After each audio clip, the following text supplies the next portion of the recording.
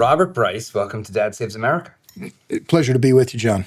So we've known each other for a while. I think we first got introduced. It was via John Mackey. It would have been John Mackey. Yeah. So our mutual friend, John, who's been on the show, dear friend. You are one of the few people I know that truly seems to understand the energy landscape from almost every angle. You've been doing it, focusing on it as a reporter, as a writer, as an author. You got this new book, A Question of Power, Electricity, and the Wealth of Nations. And so I thought what we'd do today is, to some extent, play your greatest hits for people who don't know anything about energy. Sure. But I want to start with something that's very salient and I think going to become increasingly a political issue. And that is the build out of the data centers. Sure. That are enormously power hungry. They are powered by these NVIDIA and AMD GPUs that if you're a gamer, right, pump out tons of heat and suck a lot of power out of the wall, but you put 100,000 of them in a giant warehouse and now you have a data center. And it looks like they are causing new demand that outstrips the available supply and pushing up prices, which on grids that are regulated means that the public writ large, both businesses and households are starting to see, in some cases, higher electricity bills because of the data centers that are powering their cloud computing and their Siri and their ChatGPT and Gemini. Right. So how do you understand what is going on there? How should your typical householder understand why, A, is that true, and why is it happening? Sure. Well, this is the issue of the moment, right? I mean, all across the U.S., in fact, all around the world now, local utilities, state governments, federal governments are looking at AI and the development of some rapid rollout of ChatGPT, DeepSeek, Perplexity, Claude, Grok, all of them, looking at massive increases of power demand, where by massive, I mean tens of gigawatts. And for perspective, here in the U.S., for the last 20 years, electricity demand has been effectively flat. I mean, growing at less than 1% a year since 2000. Really? And now suddenly, you're seeing this massive increase in demand coming primarily from data centers for artificial intelligence. And so this has set off a mad scramble that really began, I would say, 18 months ago or so, in about, mid-2024, early 2024. And now it's unlike anything I've ever seen. And I've been writing about energy and power for 30 years, that we're short transformers, we're short switchgear, we're short breakers, we're short high voltage transformers, we're short electricians. And everyone, it's the most crowded trade in the energy and power business today is people trying to site data centers and build them and get enough electricians, get enough workers, get enough transformers, all these the kit turbines, gas turbines, where the wait time now, I heard this summer from an XL Energy executive, 6 to 7 years. Wow. Now, I've heard other estimates 4 to 5 years. But for gas turbines? For natural gas-fired gas turbines, which GE Vernova has commanding market power in that segment. But there are only 3 players, GE Vernova, Siemens, and Mitsubishi, and their order books are years long now.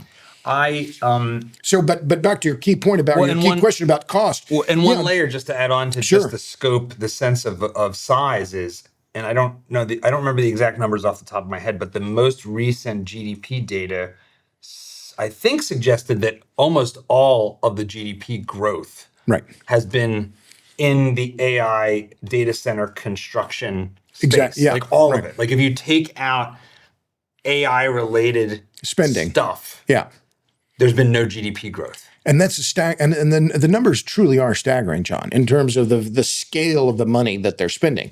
But let me give you an idea on the scale of the power demand that they're looking at. So Electric Power Research Institute just a few months ago estimated that by 2030, AI demand alone in the U.S. will be around 50 gigawatts. Well, what's 50 gigawatts? It's roughly equal to the power generation capacity of Pennsylvania, which has 13 million people. It's roughly equal to the power generation capacity of Sweden.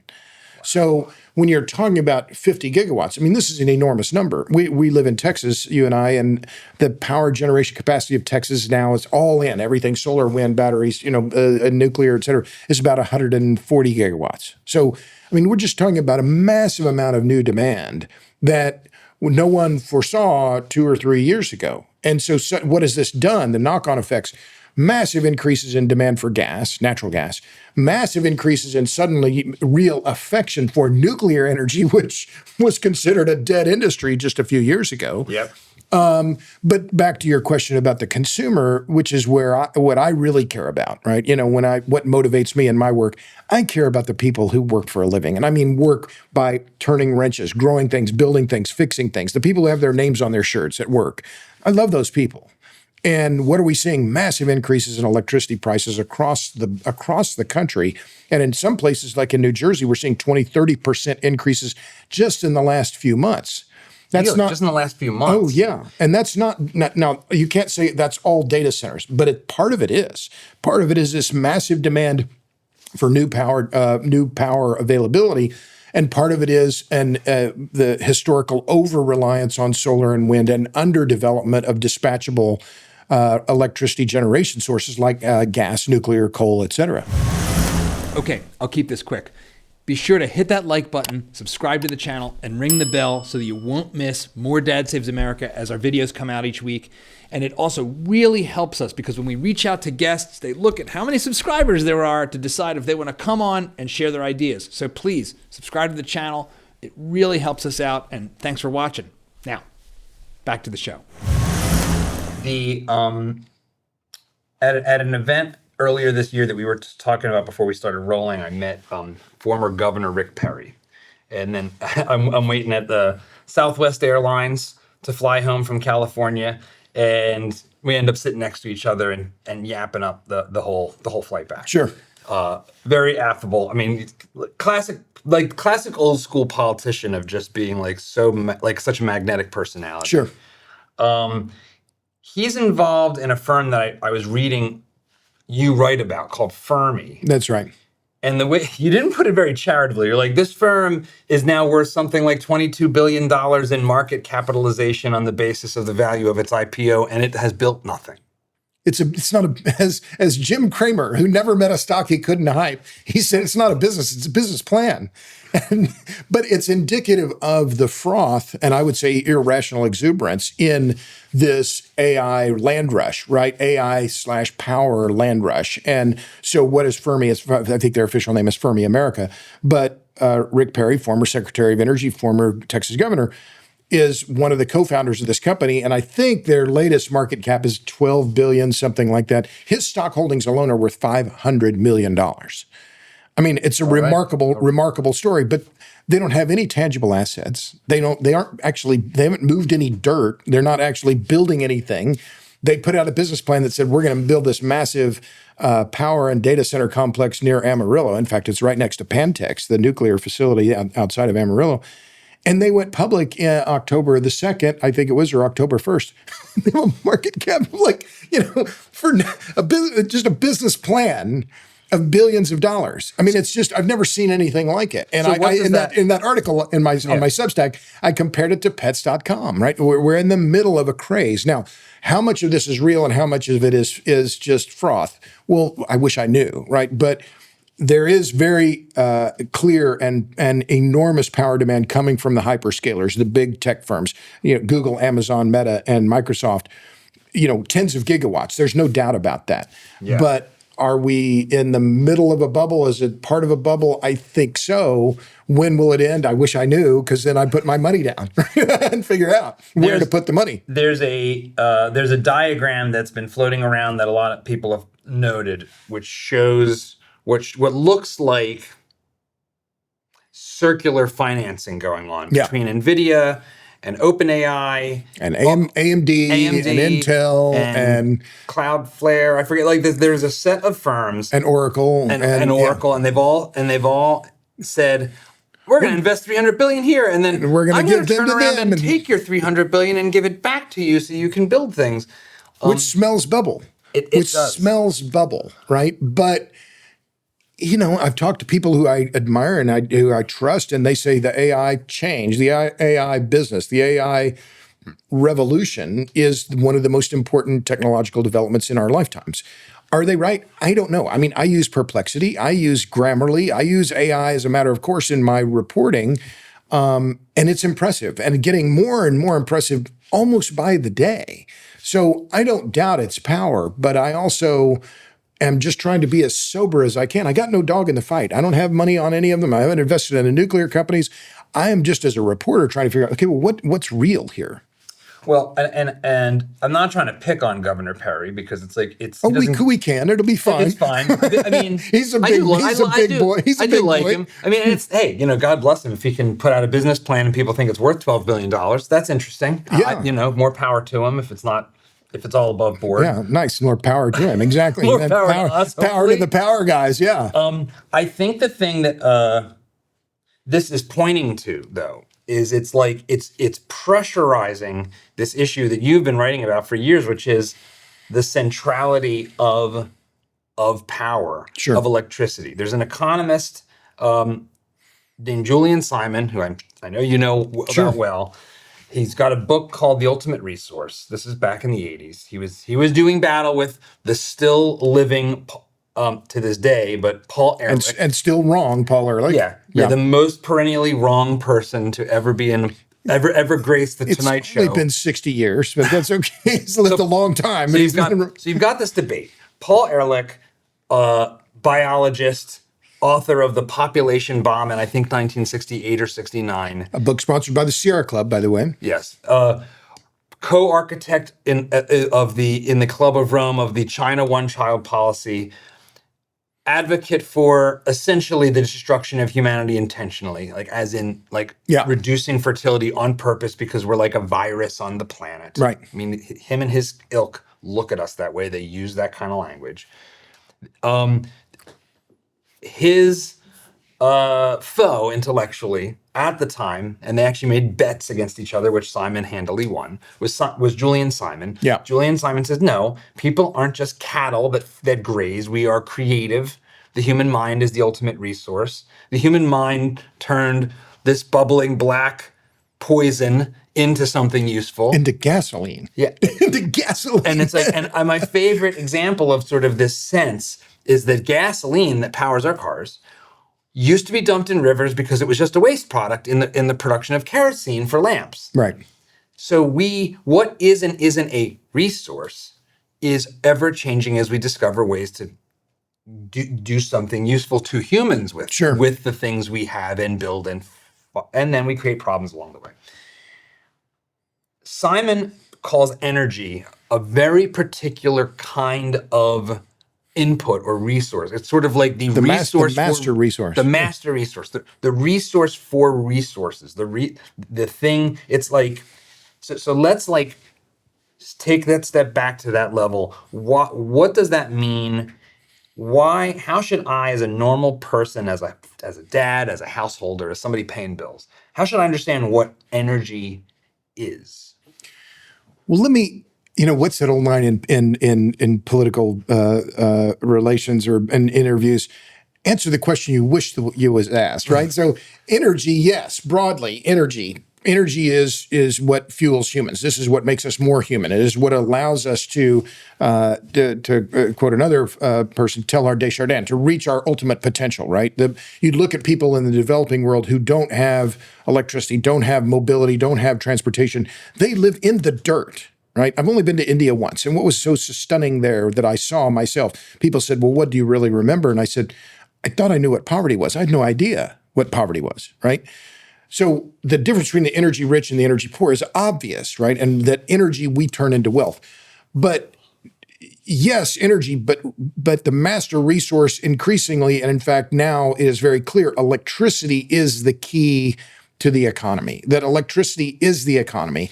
Other analysts have said oil is the economy. I can take that as well. But for the last really decade of my reporting career, I've been focused on power and electricity and power grids. And this is the key now to modernity. And the countries that have cheap, abundant, reliable electricity are the ones that are succeeding in the world. And now in the new age of AI, and we're in an arms race with China. Make no mistake there.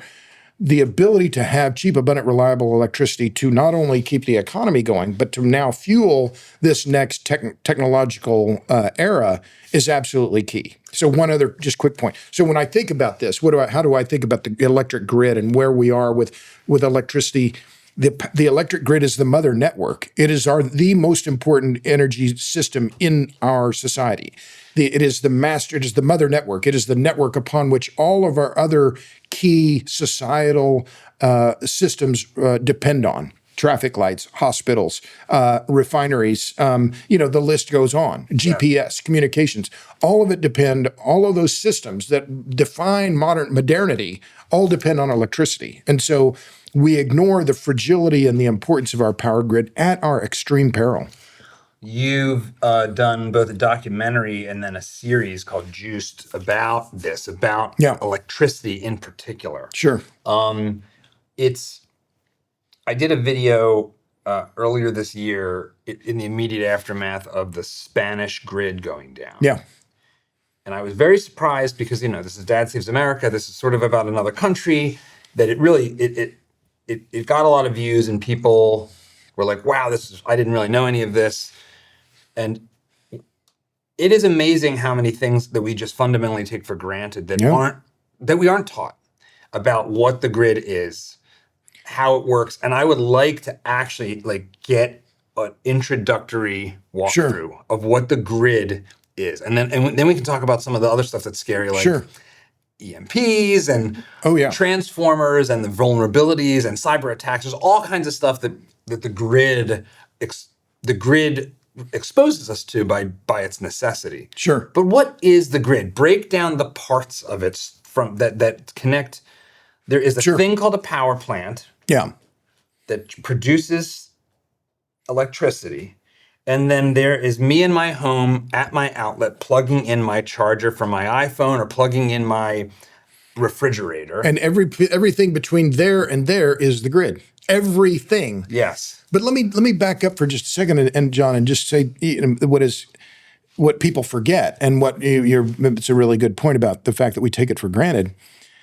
We forget how short the electric age is. Right? We haven't had electricity for a long time. My grandmother was born in a home in a house outside near Billings, Oklahoma, in a house that didn't have power. My friend Chris Cawthon, his dad, Ronald Cawthon, remembers the day. He lived on a farm near Veneta, Oklahoma. He remembers the day in the 1940s when his farm was connected to the grid, and he didn't have to read at night with a kerosene lamp. He remembers it vividly, and he's still alive. So this idea of electricity and the miracle that it is, because it truly is a miraculous development in human history, that the electric age is not that old. And in fact, for people living today, electrification is within living memory. And further, that there's still, depending on whose numbers you believe, 1 billion people or more who still don't have power in their homes. And then there are another 3 billion people who live in broad terms in electricity poverty. That is, they live in countries where per capita consumption is less than 1,000 kilowatt hours per capita per year. That 1,000 kilowatt hours per capita per year is roughly the amount of electricity that my kitchen refrigerator uses.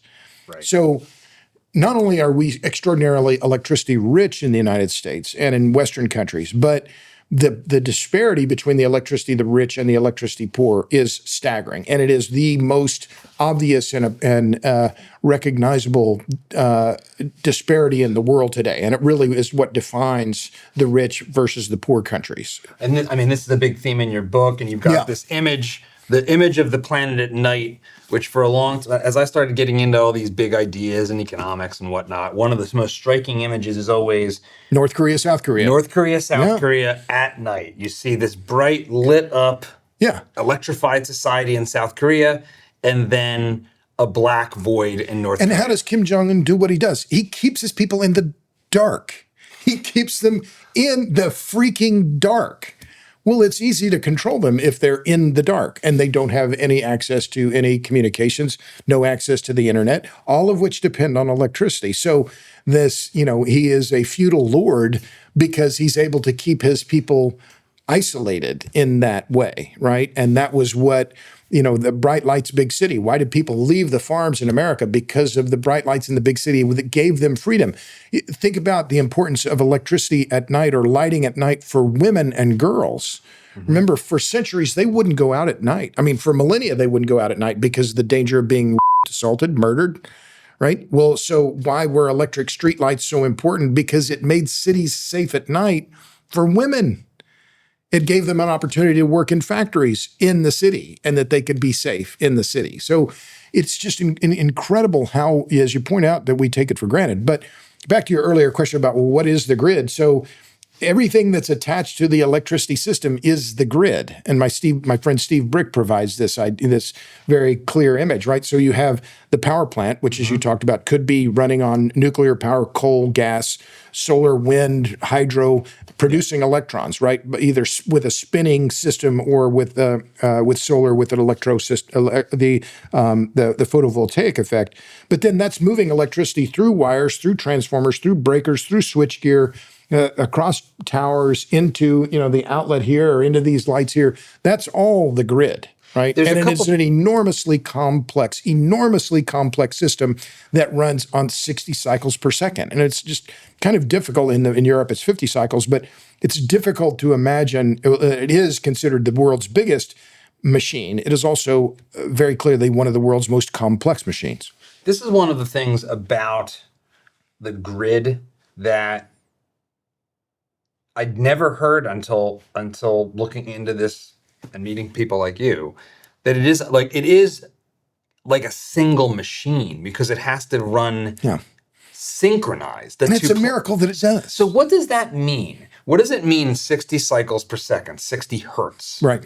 Because it even has impacts on we're shooting on video, digital video, but the frame rates are a reflection of our electricity system. For example, this is getting geeky, but it's a geekiness in my world of video and film. The frame rate for video, like if you're watching a sports game, is 59.94 frames per second being refreshed. Yeah. And that number directly correlates to the hertz of electricity. And it's why, like in Europe, because it's 50, right, it's 50 frames per second. So when you watch like a show on the BBC, it's 25 frames per second because it's a 1/2 of 50 hertz. Whereas in the US, it'll be 30 frames per second, or if it's film, you have to do this crazy conversion between 24 frames a second and 60. So it's I never knew that. That's interesting. Yeah. So like that frequency, that wavelength. Right. What is that all about, and why is that like this clock ticking?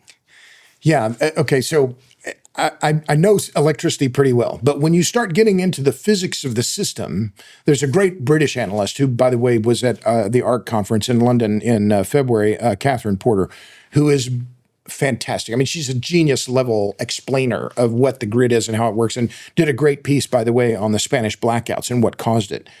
But you're right. So the globally, the more countries, as I remember, use 50 hertz than 60 hertz.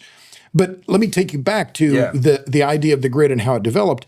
Where we are today really is an extension of what Edison started on Pearl Street in Manhattan in 1882.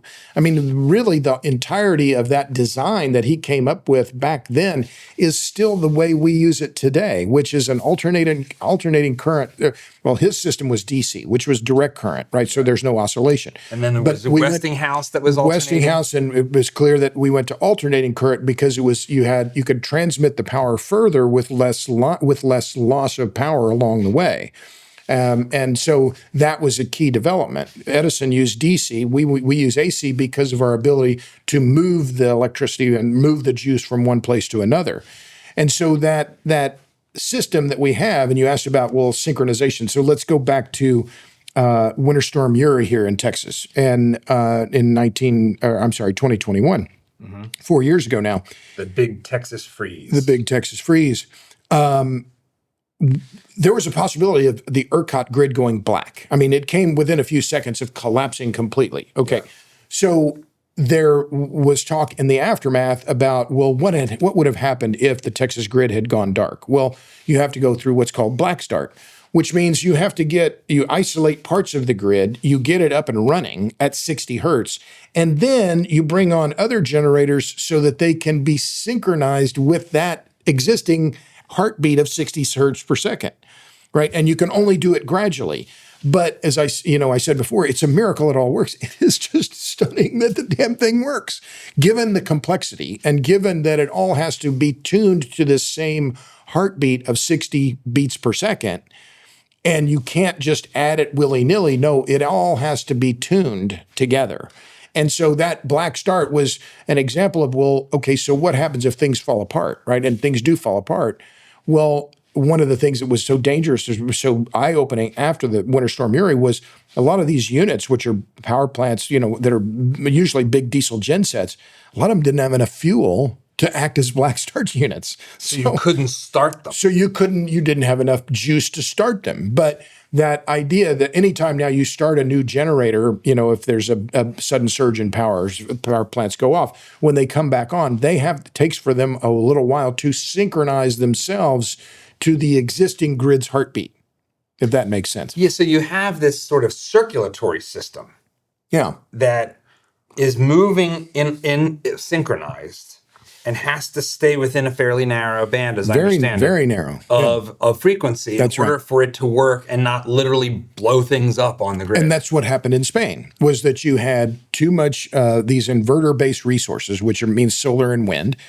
They don't provide what's called inertia. This is where the things get complicated. But if you think of it as water pressure, so let's say you're watering your lawn, and your neighbor turns on their sprinklers and they're filling their swimming pool. So you're watering your lawn or your garden, and the water pressure in your hose goes down a little bit, right? The flow rate declines a little bit. Well, it's not going to change that much. It's going to take you longer to water the garden or to wash the dishes because the flow rate is lower, right? The flow of the water has declined. You can't have that in the grid. You have to keep that water pressure, which is the voltage, has to be exactly the same all the time. And if it falls, that voltage falls, and this is what we had happen in Spain, was the inertia of the grid, which again, think of it as pressure, it fell. And then once that fell, the inertia that you're not getting from solar and wind, which you get from big spinning machines, right? Like, big turbines, big nuclear steam-powered power plants, they don't have that. So you lost inertia, and then the system fell. The system declined, or rather, shut down.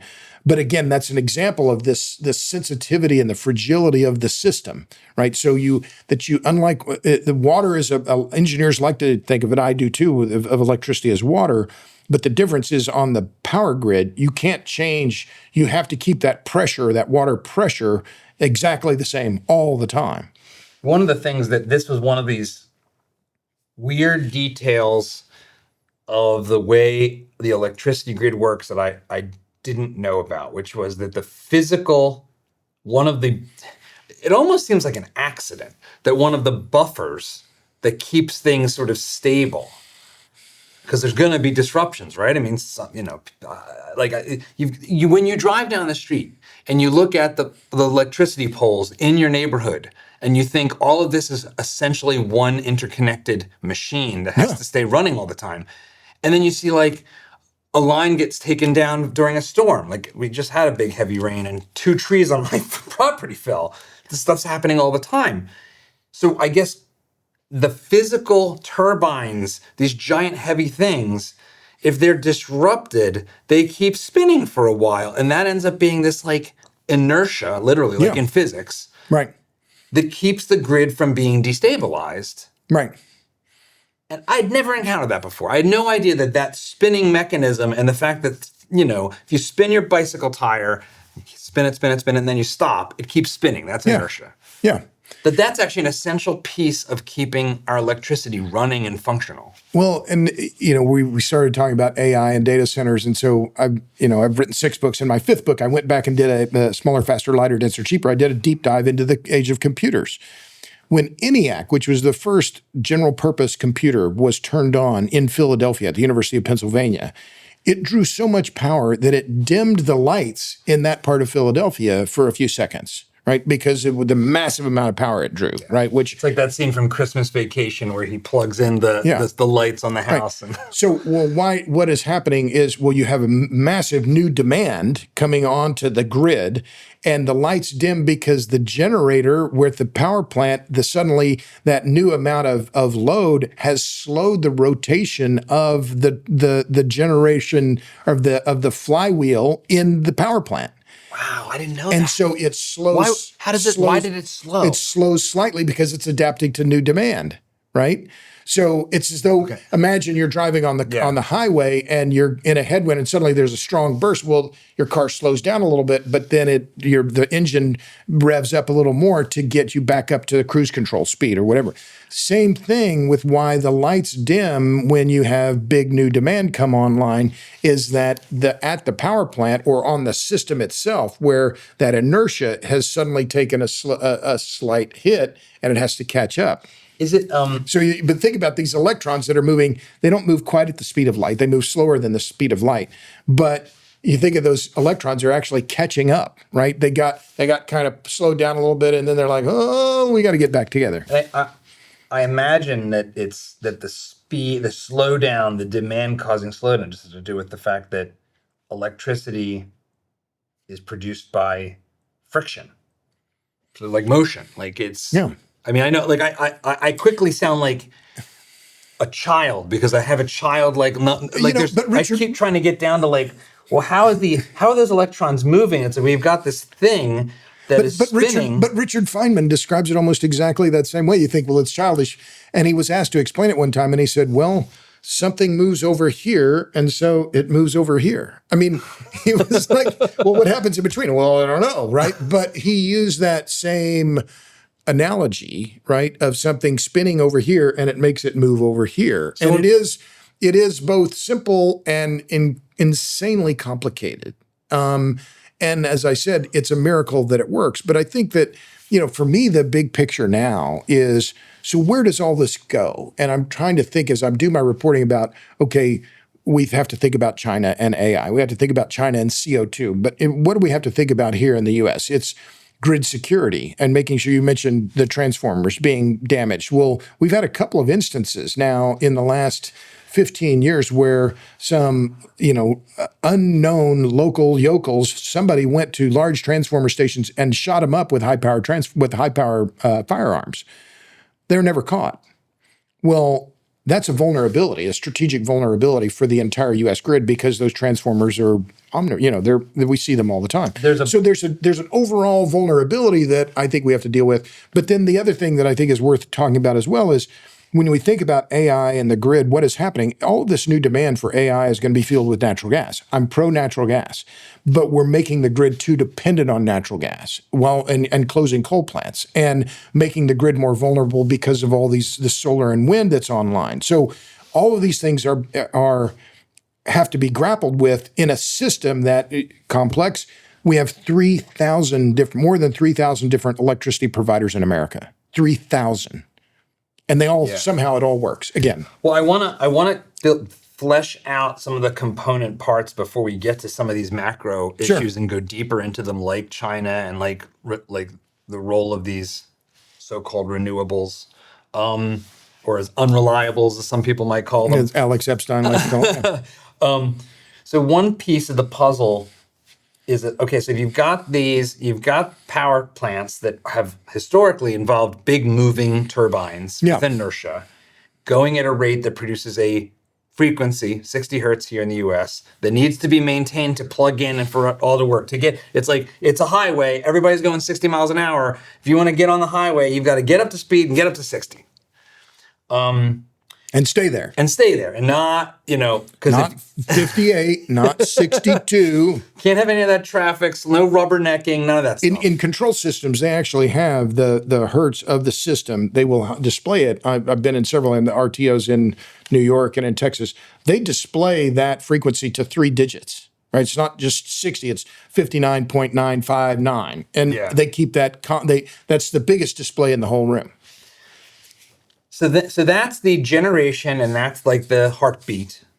Then you have, which you referenced here, moving the electrons from that place that's miles away from my house to my house. And one of the things that's happening is these transformers are doing something. Why are they called transformers, and what do they do?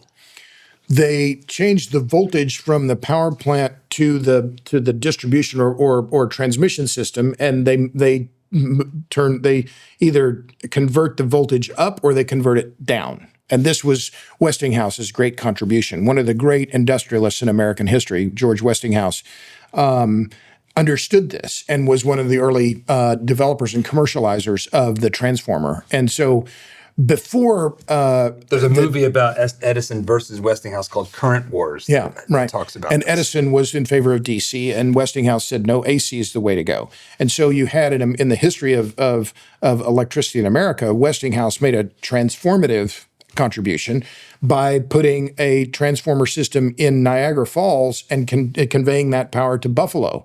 And I think he stepped it up to, I think it was 11 kilovolts, right? But that was the transformer itself is a little miracle of how the way the copper is wound inside the system allows you to step the voltage up or step it down. So that was a step change. I'm talking transformational step change in the history of electricity, because suddenly, instead of having the DC power plant, which could power a neighborhood or a few city blocks, you could have an AC system where you could have one power plant fuel a whole town or a whole city, and you could move the power further. And that was Westinghouse's great contribution, one of his many. He was also a marvelous industrialist in railroad safety and a lot of other really underappreciated, like Frank Sprague, and one of the great underappreciated geniuses of the electric era. Yeah, it's amazing what a long shadow Edison casts relative to Westinghouse, because they were titans at in some ways similar impact. I mean, and yet we all know Thomas Edison, and Westinghouse isn't even a hundredth of the notoriety in the public imagination. Or another who I consider the greatest and most important and unsung hero of the electric age, Frank Sprague. And I talked, you mentioned earlier our documentary, Juice, How Electricity Explains the World. My colleague Tyson Culver, who I know you know, we had a whole segment on Frank Sprague. Sprague was a graduate of the Naval Academy, worked for Edison for about 11 months, went to work for him in 1882 or 1883. It was the day the Brooklyn Bridge opened. Only stayed 11 months, went out on his own, went on to perfect the electric motor, the electric streetcar, and the electric elevator. And he was a genius. I mean, a certifiable genius. Also then went on to install safety systems at Grand Central Station, the electrification of rail in Grand Central Station. So an enormously important figure in American history, in world history, and he's virtually unknown. But because of his contributions, the electric streetcar, perfected the electric streetcar in Richmond, Virginia, moved to New York in 1889 and perfected the electric elevator at the Postal Telegraph building at 250 Broadway. It's a building which still stands, and there's no plaque, nothing, but it ignited the age of the skyscraper. So Sprague, was not a self-promoter like Edison, but he was just an enormously influential man. It's really interesting to just remember that you don't get urban density without the elevator. You don't, you're not going to walk up and down 50 flights of stairs. In fact, when I was living in New York City, I don't remember exactly when this happened. It was maybe it was 2003. There was a northeastern grid blackout that originated in Canada above Michigan. Yeah. And I was on the 42nd floor in Times Square. And me and my then girlfriend, now wife, had to walk down the stairs and then walk to our apartment. And then within a couple days, it was oh, you don't need that many days without electricity for the society to totally collapse. Yeah. Why don't they have skyscrapers in a lot of African countries? Because the grid is unreliable. You get stuck in the elevator. You don't want to get stuck in the elevator. But remember, again, this idea of electricity and modernity, and for nearly all of human history, and in our film, Juice, How Electricity Explains the World, we interviewed Jesse Ausubel, and he says this. He said, that electricity changed the geometry of the city, because for effectively all of human history, the tallest buildings were only 4 or 5 stories high. Why? Because as you point out, now you and Lisa are married, but imagine you got a kid, you got groceries, and you get home and you're not going to walk up 30 flights of stairs. You can walk up 3, maybe 4, maybe 5, and then that's it, right? So for all of human history, the civilization was flat. Because people can't walk up that many stairs. And I'm 65 now. I don't want to walk up a whole lot of stairs, right? So the elevator did, in fact, ignite then the era of the skyscraper. And when the Postal Telegraph Building was completed, it was the tallest building in New York City at 12 stories. Yeah. And so we take it for granted now. And Burj Dubai in Dubai is 160 stories? I mean, it's a kilometer high, 1,000 meters. I mean, it's just like, terrifying. Are you kidding me? But this was all made. So not only did Sprague, who my daughter Mary makes fun of me because she knows I'm such a fan of Sprague, but not only did he perfect electric transportation across the horizon, then he did the same thing vertically. And his key insight was making sure that you could travel vertically as quickly as you could travel horizontally. So you think about an elevator, your walking speed and the elevator speed are sometimes the elevators go faster, but they move at least as fast as you can walk. So you have to come back to this transformer moment. We have these words that we hear that we don't think about, high voltage lines. Yeah. So those big, thick lines are carrying alternating current at a high voltage so that it can go over long distances. Correct. And then you've got a transformer on either side that takes, let's say it's at Niagara Falls, and you've got the turbine being moved by the falls. It's stepping it up to high voltage so it'll move with a minimum of loss. To Buffalo. Or New York City. And then step down so it can be used in your house. Yeah, you got another transformer in this set of coils that does this thing that I don't fully understand to take it back down. So now you're at 120 or 240 volts. Right. Into the wall, plug it in, and it works. And it's all one connected machine operating in a single frequency.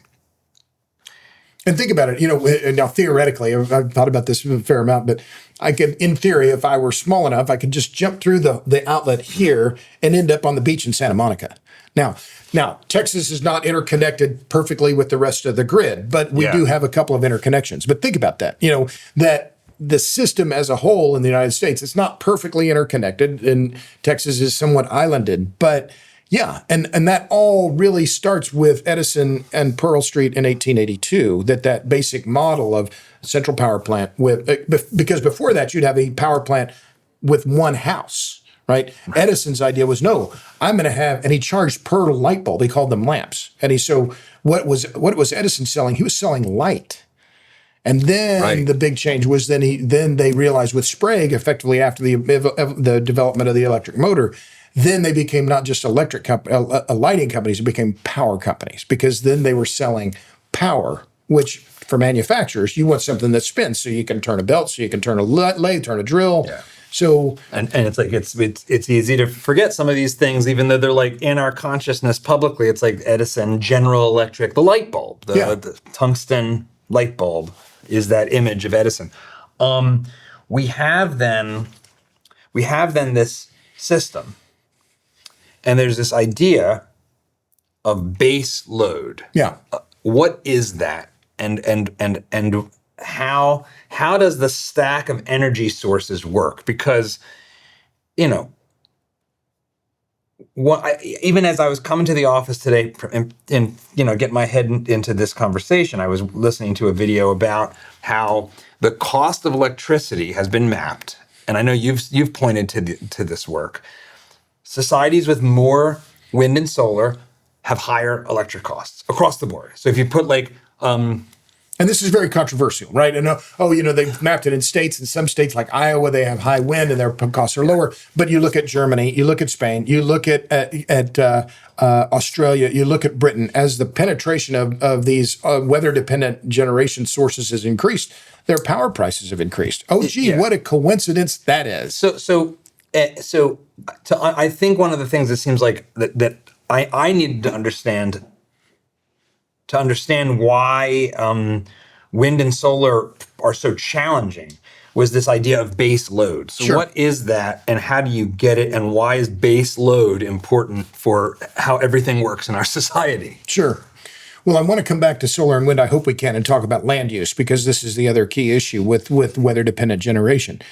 But why does baseload matter? Well, let's go back to the synchronous generation and the fact that you need this spinning system, right, to make the thing work, right? So you have the inertia to have the amount of water pressure, right, to move the power through the line, right, to move the electricity through this copper or aluminum, steel aluminum system of distribution. You have to have pressure behind it to force it to go, right? The electron, they're Otherwise, they're just going to sit there, right? Yeah. You have to have water pressure behind them to get them moving.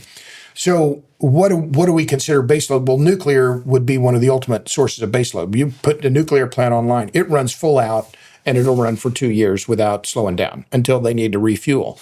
Generally the same with coal plants, that they'll run as baseload resources. so consistent, reliable, steady source, uninterrupted Right. electrons flying out of that thing. Right. And that they then provide the base upon which all this other stuff works. And what we've seen in Spain in the wake of the blackout in April 26th, was it? They're now using more baseload. They're keeping more spinning generation online because of what they learned, right? Which, oh, gee, what did you learn? Well, you need that spinning generation. So that baseload is key. And, it's been used as a kind of a pejorative by promoters of wind and solar because, oh, well, that's yesterday's power. No, it's not. That's the key to the stability of the grid. But what we have done in the last few decades is add more and more intermittent resources, solar and wind. And then we've added gas, which I'm pro-natural gas. And my first book was on Enron, and Enron was a great promoter of gas to power for a lot of reasons, including their ability to trade gas and power. But now what we've had is that now we can use gas as They didn't contribute to the positive brand of natural gas. Yeah. Enron. Right. But the grid demand is not constant. Right. So during Winter Storm Uri, we had power demand in Texas of 80 gigawatts or more, 90 gigawatts in some cases, because so many people were home or using heat and they wanted power. Well, but the average demand in Texas, maybe wrong, but within a few gigawatts, 50 to 60 gigawatts. Right. So during hot summer days and cold winter days, that demand goes up. So the grid has to be able to respond. And usually that has meant dispatchable gas generation. So you can turn gas turbines on and off, and you can even use reciprocating engines, which have long been in use, but data centers use recip engines for backup. But so you just think of just as the demand, or just as the 60 hertz of the power in the grid is always changing, so is the power demand. It's diurnal, right? So it goes down at night when people are sleeping, it goes up when they go back to work. And so that constant change in demand has to be adjusted for all the time. So you have base load here, and then you're adding in incremental resources, gas, some coal is dispatched, but then you've also now dealing with more intermittent sources like wind and solar, which then require yet more flexibility with the grid. So you've got an assumed level of power that coal and nuclear can deliver Historically, yes. or have delivered, and because of physics are good at delivering in a consistent way because of physics. And they just stay on all the time. Then you have the fact that there's changes in the demand all the time, but it doesn't go up and down to zero. There's a base that's always there, and then there's a variability on top of that.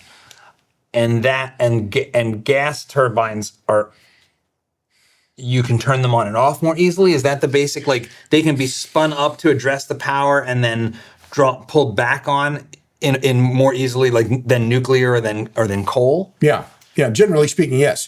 And we're using some gas as baseload now as well. And so think of it, nuclear and coal, some gas, and then above that, then gas coming in and out, solar and wind coming in and out. And then the new development in batteries, which I'm starting to believe some of the battery story because it's become important here in ERCOT in Texas, because they can provide power and for short increments at full power, and they have some attributes that are helpful to the grid.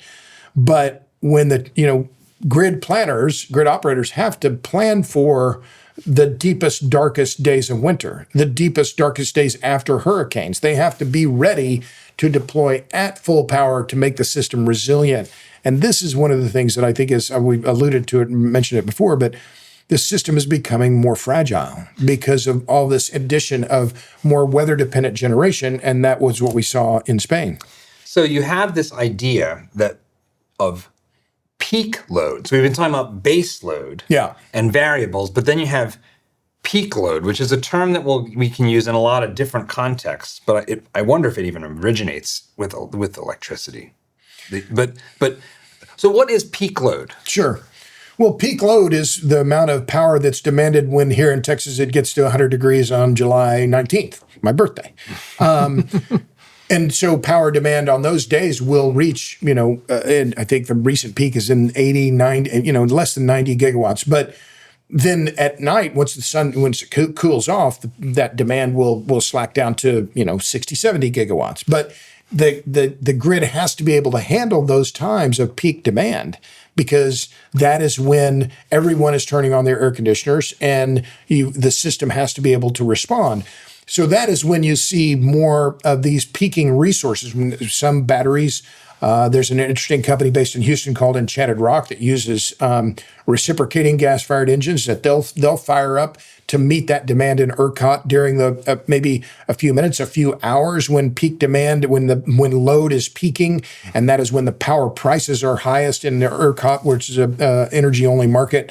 So that is how we've been meeting that peak demand. But the challenge is making sure we can do it consistently. And right now in Texas, the challenge for power developers is building enough dispatchable capacity to meet that peak demand, because they're not rewarded for providing the capacity, which gets us into capacity payments and a whole, tar pit of acronyms and discussions about how the grid works. Well, so we've got this network, we've got people needing power at different times, some of which hit a lot of people at the same time, like the heat of the midday in July. And when they come home from work at 5:30 and they turn on the air conditioner and the television and then boom, or everybody's watching the Super Bowl or something. I'm sure there's social events that sometimes can cause this, but so dispatchable power. What do you mean? What does that mean, dispatchable? You can just turn it on and off and do so quickly, right? So nuclear power plants, the ones we have in Texas, we have about 4 gigawatts.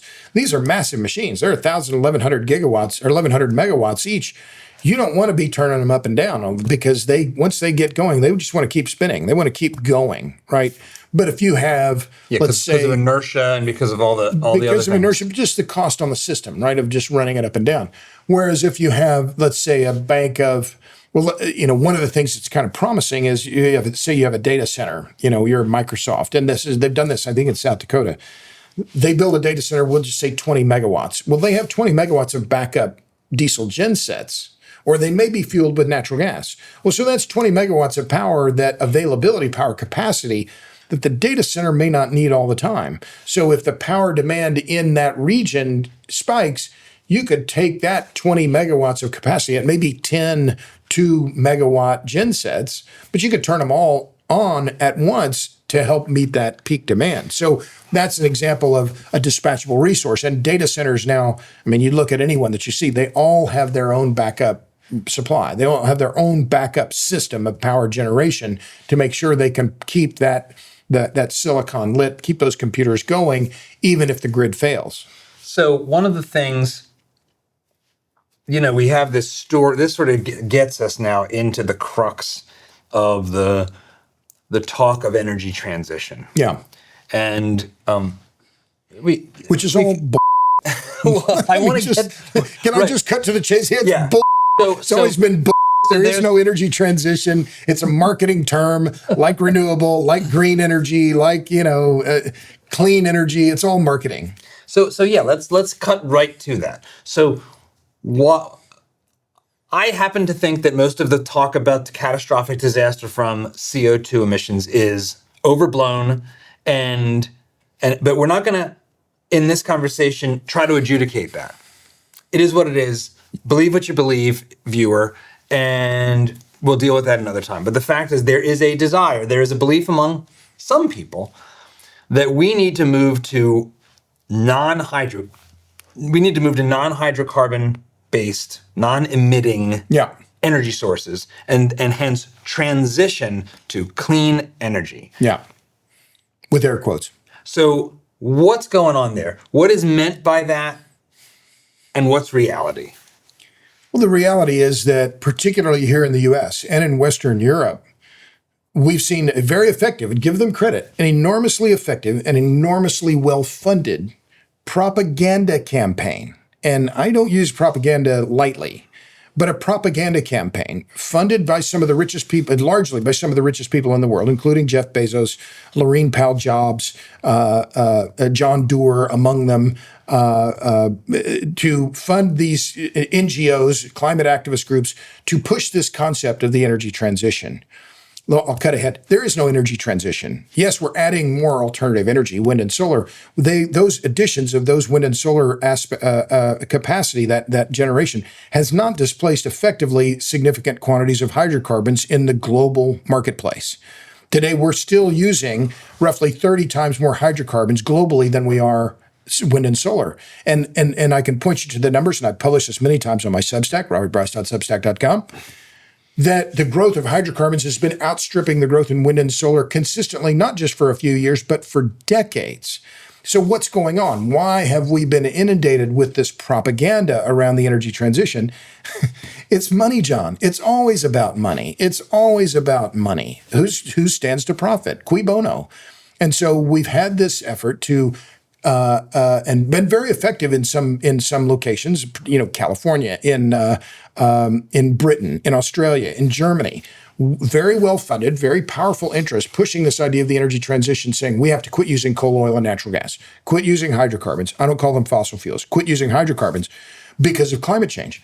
Well, the reality is that we would die without hydrocarbons. Hydrocarbons, for whether you love them, hate them, or not, doesn't matter. They are here to stay.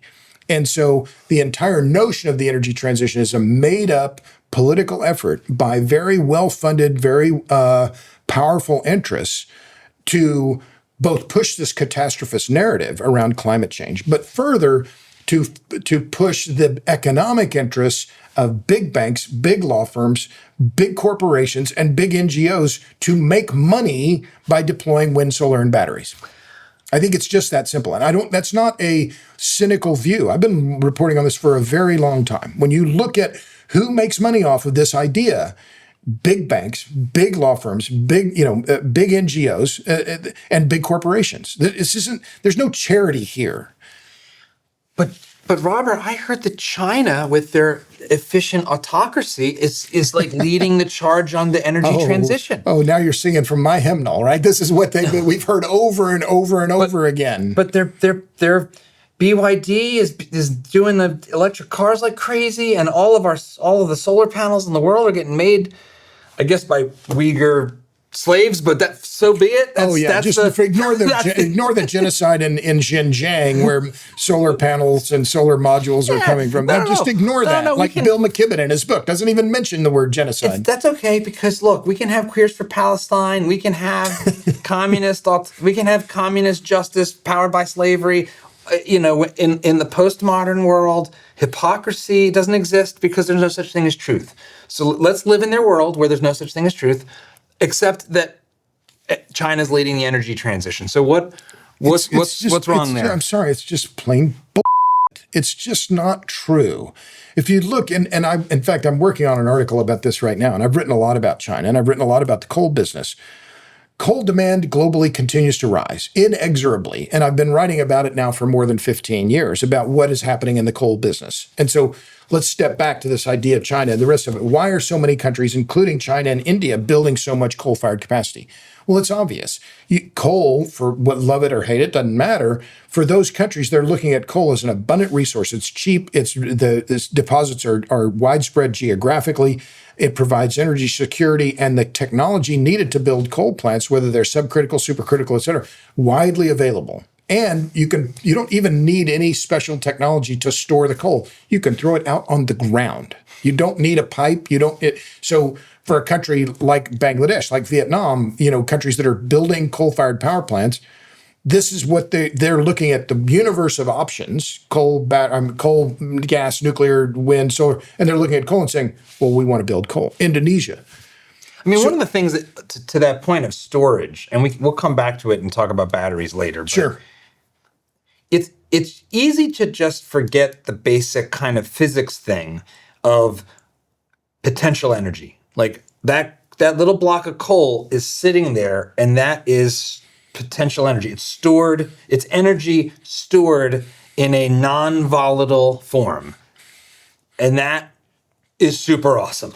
And it's energy security. Yeah, and it's it's like, oh, we energy have it. security that you have it right there. If I need more heat, I need more power, I need more electricity. And I can look at the size of the coal pile and I can tell how many days of resource I have, right? Whereas with natural gas, it's a just-in-time fuel. I love me some natural gas. But it's delivered via pipeline, and it is delivered just in time, which maybe we can come back to and talk about the data center and AI business. But back to coal. So let me just give you a couple of quick numbers. So CO2 emissions in China and India are the story. The U.S. really doesn't matter anymore. The West doesn't matter anymore. The growth story in CO2 is all about China and India. And for all of their talk, and it's just that, Xi Jinping's very clever about all this, all of their talk about reducing CO2 emissions, it's bullshit. They're building coal plants. And what is happening in China today? Latest numbers, about 240 gigawatts of coal-fired capacity are being built in China. Not in permitting stage, not in blueprint stage, not being built. They're under construction.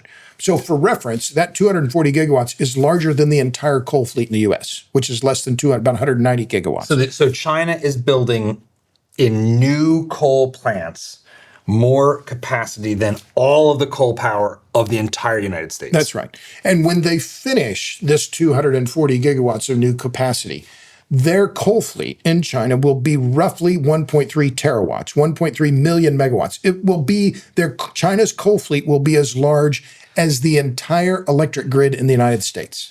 Wow. Okay. Coal, nuclear, gas, hydro, wind, solar, all the electricity generation capacity in the U.S. is 1.3, 1.4 terawatts.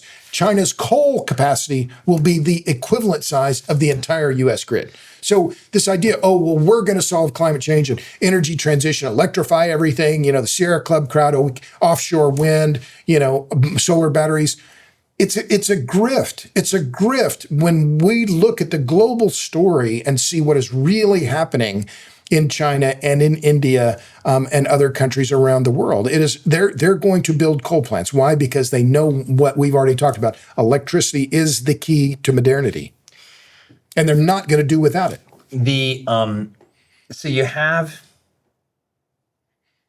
the politics of all that get incredibly messy and diabolical very quickly, because it's like it looks like Western European young people and elites have been brainwashed. And are brainwashed in a way that actively sabotages our society while turning a blind eye or even being sympathetic to China, which is doing the literal opposite. Yeah. To power itself. It's weird. And yet they claim, they're leading the green revolution, and they're the ones that are the latest term, electrostate. China's becoming an electrostate. This is what I've been working on, the story article I'm working on right now. What a crock of crap. I mean, it's just, you look at what is happening. I'm in favor of natural gas and nuclear. Look at the growth of natural gas alone. Far greater than the growth in wind, far greater than the growth in solar. Doesn't fit the narrative, so we don't hear about that. But this is what's been so, as a reporter and one I'm independent, I've been happily independent for a long time, and just looking at it and just marveling at the narrative that has been prevailing in legacy media outlets over and around China and how great China is. And I'm thinking, what are you talking about? You don't know anything about the numbers. You don't know anything about the reality of what is happening in China. I have seen two things. I have seen, on one hand, talk of solar in particular now being cheaper than hydrocarbons, which is to say, Sure. oil, coal, gas, that it's cheaper. Yeah. And then I've also seen sort of technology presentations, like people who are not like communists. They like technology. They want to see us have. They're not degrowth. Right. There's a degrowth crowd that just thinks humanity's a virus. The Paul Ehrlich said we should just we should just have less. Sorry, less. Right. Have fewer kids. Enjoy poverty. Let your grandparents die because you don't have reliable power at the hospital. That they're for that. They're old anyway. Those folks. Yeah, no. We don't need that's it. We can be Canada and just start actively paying people to kill themselves, or and like I know Trudeau's no longer the prime minister, but he's spoken very glowingly about China and its ability to do the energy transition. So it's a perfect example of the weird politics. But I have also seen technologists saying you have these power law things taking place where solar and these technologies, we're just going to have unlimited abundant power. Like, it's okay. It's all good. Solar's going to work. Yeah. So why is that just all like what's going on with solar? Why is China that's producing the cheapest solar panels in the world with slaves and whatnot? Why aren't they using more solar? Why isn't the growth of solar outpacing the growth of coal plants in China if they're so good at this and they're so great and they're so cheap? Well, okay, so a lot of issues there to unpack, but let's start. Okay, so what about solar? Well, I believe in solar. I have 8.5 kilowatts of solar panels on the roof of my house. It's my second solar system on my house. I live, a few miles from here in South Austin. Why did I do it? Well, I got 3 big fat subsidies to do it. So, of course, I'm like, what? I'm opposed to energy subsidies unless I'm getting them, John. So let's be clear. You hypocrite! Well, yeah, okay, well, yeah, but... I actually did the same thing on our last house. I put solar on. There was a giant fat subsidy, so it was paid for by other people. Yeah. So it was cheaper to me. Yeah. And it was like, oh, look. And now look at how low my energy bill is. It's like, yeah, that was like a $30,000 installation. Exactly. Mine was $30,000, and half of the year I pay no electric bill. So roughly. My electric bill was like $300. So 30,000 is a lot more than 300. That's a lot of months. That's a lot of months of prepaid power. But on a cash-on-cash basis, it's a very attractive return. I've done the analysis. It's like 12, 14%. We're good luck getting that guaranteed in the market, right? And that's pre-tax. So, again, I'm opposed to subsidies unless I'm getting them, right? It's like, well, hell yeah, you're going to give them to me. I'm going to damn well take it. So... But the claim is that it's cheaper, not through communism, not through like spending other people's money, but it's cheaper in general. Cheaper if you just look at the solar project in isolation and not the grid as a whole. So there's this artificial term called levelized cost of energy, and it's been popularized by Lazard, and they put out these reports that saying, well, of course, solar is cheaper. There is no doubt that if you just isolate the solar project by itself and you discount all these other ancillary costs, transmission, et cetera, the cost of maintaining the grid, et cetera, yes, I'll grant you that looks cheaper for that one part of the deal. So let me make sure I understand that. If I, without Uncle Sam or City of Austin stealing other people's money and giving it to me in the name of rainbows and climate and unicorns. Yeah. If I just go and buy a solar panel setup and I pay full freight and then I use that power until the thing's dead, the cost of that energy might technically, in that narrow case, be cheaper than if I tried to get the same amount of electrons out of buying gas or other source of nuclear energy. Might. Okay. Do you live in Winnipeg or do you live in Phoenix? Do you want batteries to have power all the time, or you just want to power during the time when it's sunny in Winnipeg in January? So there's huge amounts of variability depending on where the system is, what it's connected to, if it has batteries, all of these other things. So it's just too glib to say it's cheaper, and I understand why they make those claims. But here's the reality. So is it instantly not cheaper if you add a battery so that when the sun goes down, I can still power my house? Well, here's an example. So let's just assume you buy, with the massive amounts of money you're making here at Emergent Order, the foundation, you go and buy a ranch out in, let's say, Big Bend in Texas, and you look at the cost of extending a power line to your house versus putting solar and batteries and powering your house. Well, if you have a big house and air conditioning, well, it might cost you, I don't know, $30,000, $40,000, $50,000 up front to add solar and batteries, right? So that might be cheaper than extending the power line from, wherever, from, Presidio or wherever. It would just been Big Bend, right? Where you're isolated. Well, that's a different story than if you're here in the center of town, where it's much cheaper for me to just connect to the grid. So when we hear with solar is cheaper, well, okay, compared to what and where and when and what are the scenarios here? But I think the broader issue, and this one that I've been reporting on for a long time, is, these promoters of these alternative energy technologies. And, there are some very prominent academics in America. Bill McKibben is an academic, Jesse Jenkins at Princeton, Mark Jacobson at Stanford saying, oh, well, we just can do all this with wind and solar, wind and solar, wind and solar. The fundamental problem, besides, let's take the cost issue away, is, okay, where are you going to put it? If you want to power the entirety of, let's say, Britain, you would need to cover effectively all of Britain with solar panels and wind turbines. Well, people live there, and they don't want these projects near them. And this is something that I've spent a very significant amount of my career in the last 15 years collecting this data into the renewable rejection database. And so now I was just looking at the numbers. Since roughly 2015, globally, there have been 1,121 rejections or restrictions of wind or solar projects and batteries around the world.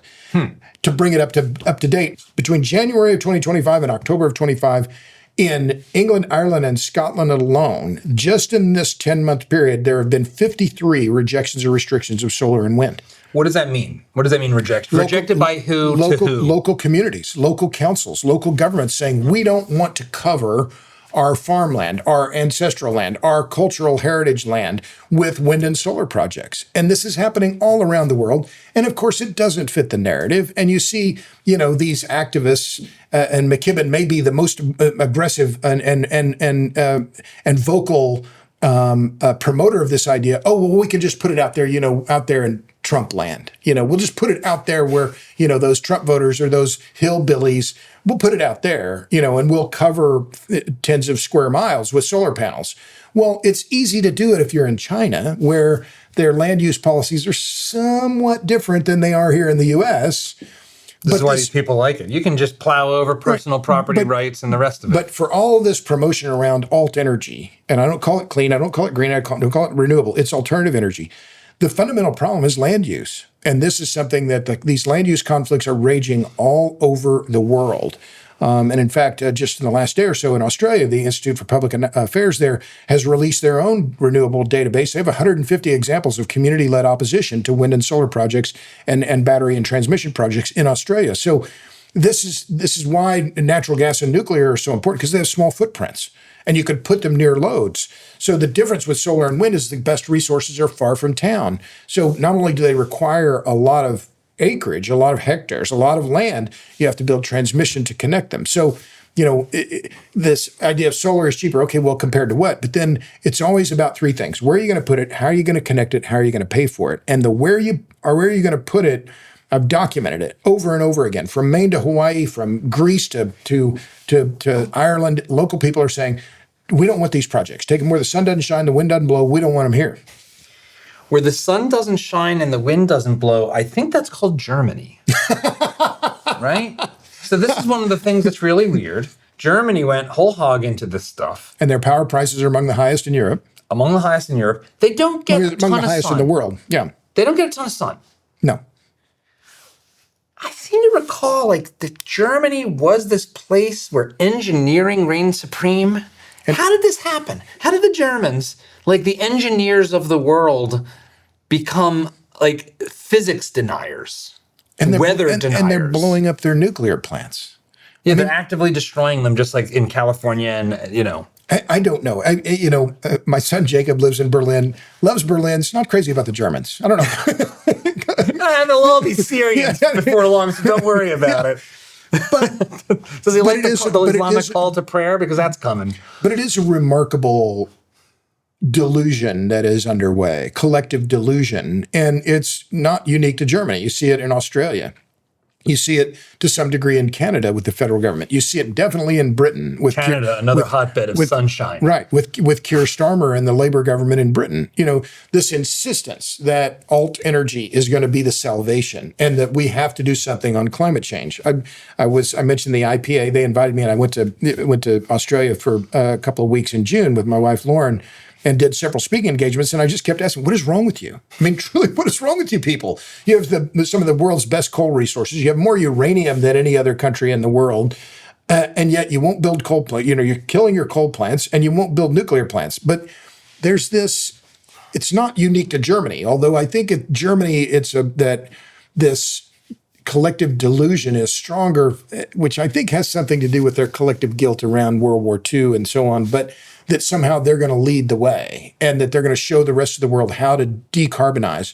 All they've done is show the rest of the world how not to run an industrial economy. And you see what is happening there with the cutoff from natural gas from Russia, with higher power prices. Industry is failing, industry is leaving. And, it's all... They don't lack for energy. They lack the ability to pull the energy out of the ground, and yet they won't do it. My friend George Yates, I talked to him recently. He's an oil and gas guy in Dallas, and he's been working on projects in Britain. He said, the problem is there's no shortage of energy in Europe and in Britain. He said the problem is that it's being kept in the ground by ideology.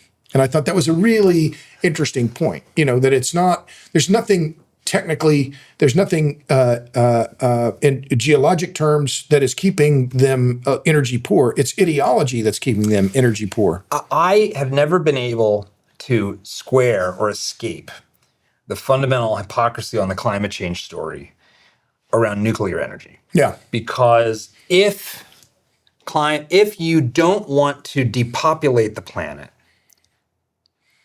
which I think most of the loudest voices actually do, and they say it explicitly. But if you're just someone who's like, no, climate change is a serious problem. It's gonna reshape our coastlines. It's gonna flood our cities. Like you're not accounting in present value terms for the coming cost of disaster. Yeah, we can't afford not to act. I think that would be a steelman version of their argument. Yeah. There is costs that are not. There are very real. This is cataclysm. Yeah, no cost is too great. We have to act now. We have to be radical. Or we can even say, look, let's just imagine that we had to move Miami and Manhattan, and let's just put a price tag on having to move those city centers. That's super expensive. If you bring it to today, transitioning to a carbon-free energy scheme is better than that. Let's just imagine that there's a world where that's true. This same movement is, as you said, in Germany and in California and around the world, but not in China, of course, is actively tearing down and destroying the nuclear power plants. Yeah. Oliver Stone did a documentary several years ago. He was actually here in Austin. I think you were probably in that room when he was doing like a screening tour, and he came to Austin with his film about nuclear power. And he pointed out, he showed the size of land mass to generate the same amount of kilowatts of electricity as a nuclear power plant. Yeah. And it's monumental. Australia's got all this uranium. They could be doing it. And it doesn't produce carbon emissions. And we know how to deal with the waste. And it's also the safest power source ever. There's basically no deaths. Right. And the worst scenarios, which we've experienced, 3 Mile Island, Chernobyl, which was a Soviet government catastrophe, Fukushima, the Japanese, they don't even, you add all of that up, and it's like a blip compared to everything else in terms of human catastrophe. Sure. It's not zero, but we live in a world of real trade-offs. You can't tell a story that's remotely close to the truth in which nuclear power isn't the safest energy source and energy dense. And Team Climate wants us to destroy it all. It really is the tell, isn't it? It's the tell. So you mentioned the land use. So the power density of nuclear is unsurpassed, 2,000 watts per square meter. It's 2,000 times greater than wind. So the footprint of a nuclear power plant is roughly 2,000 times smaller than a wind project. It's roughly 200 times smaller than a solar project. So and it doesn't need batteries, and it runs 24/7. I don't want to say I'm an environmentalist because that's become kind of such a hackneyed term, but I'm an avid bird watcher. I'm an avid outdoorsman, avid hiker. I want to preserve wildland. I want to preserve open space.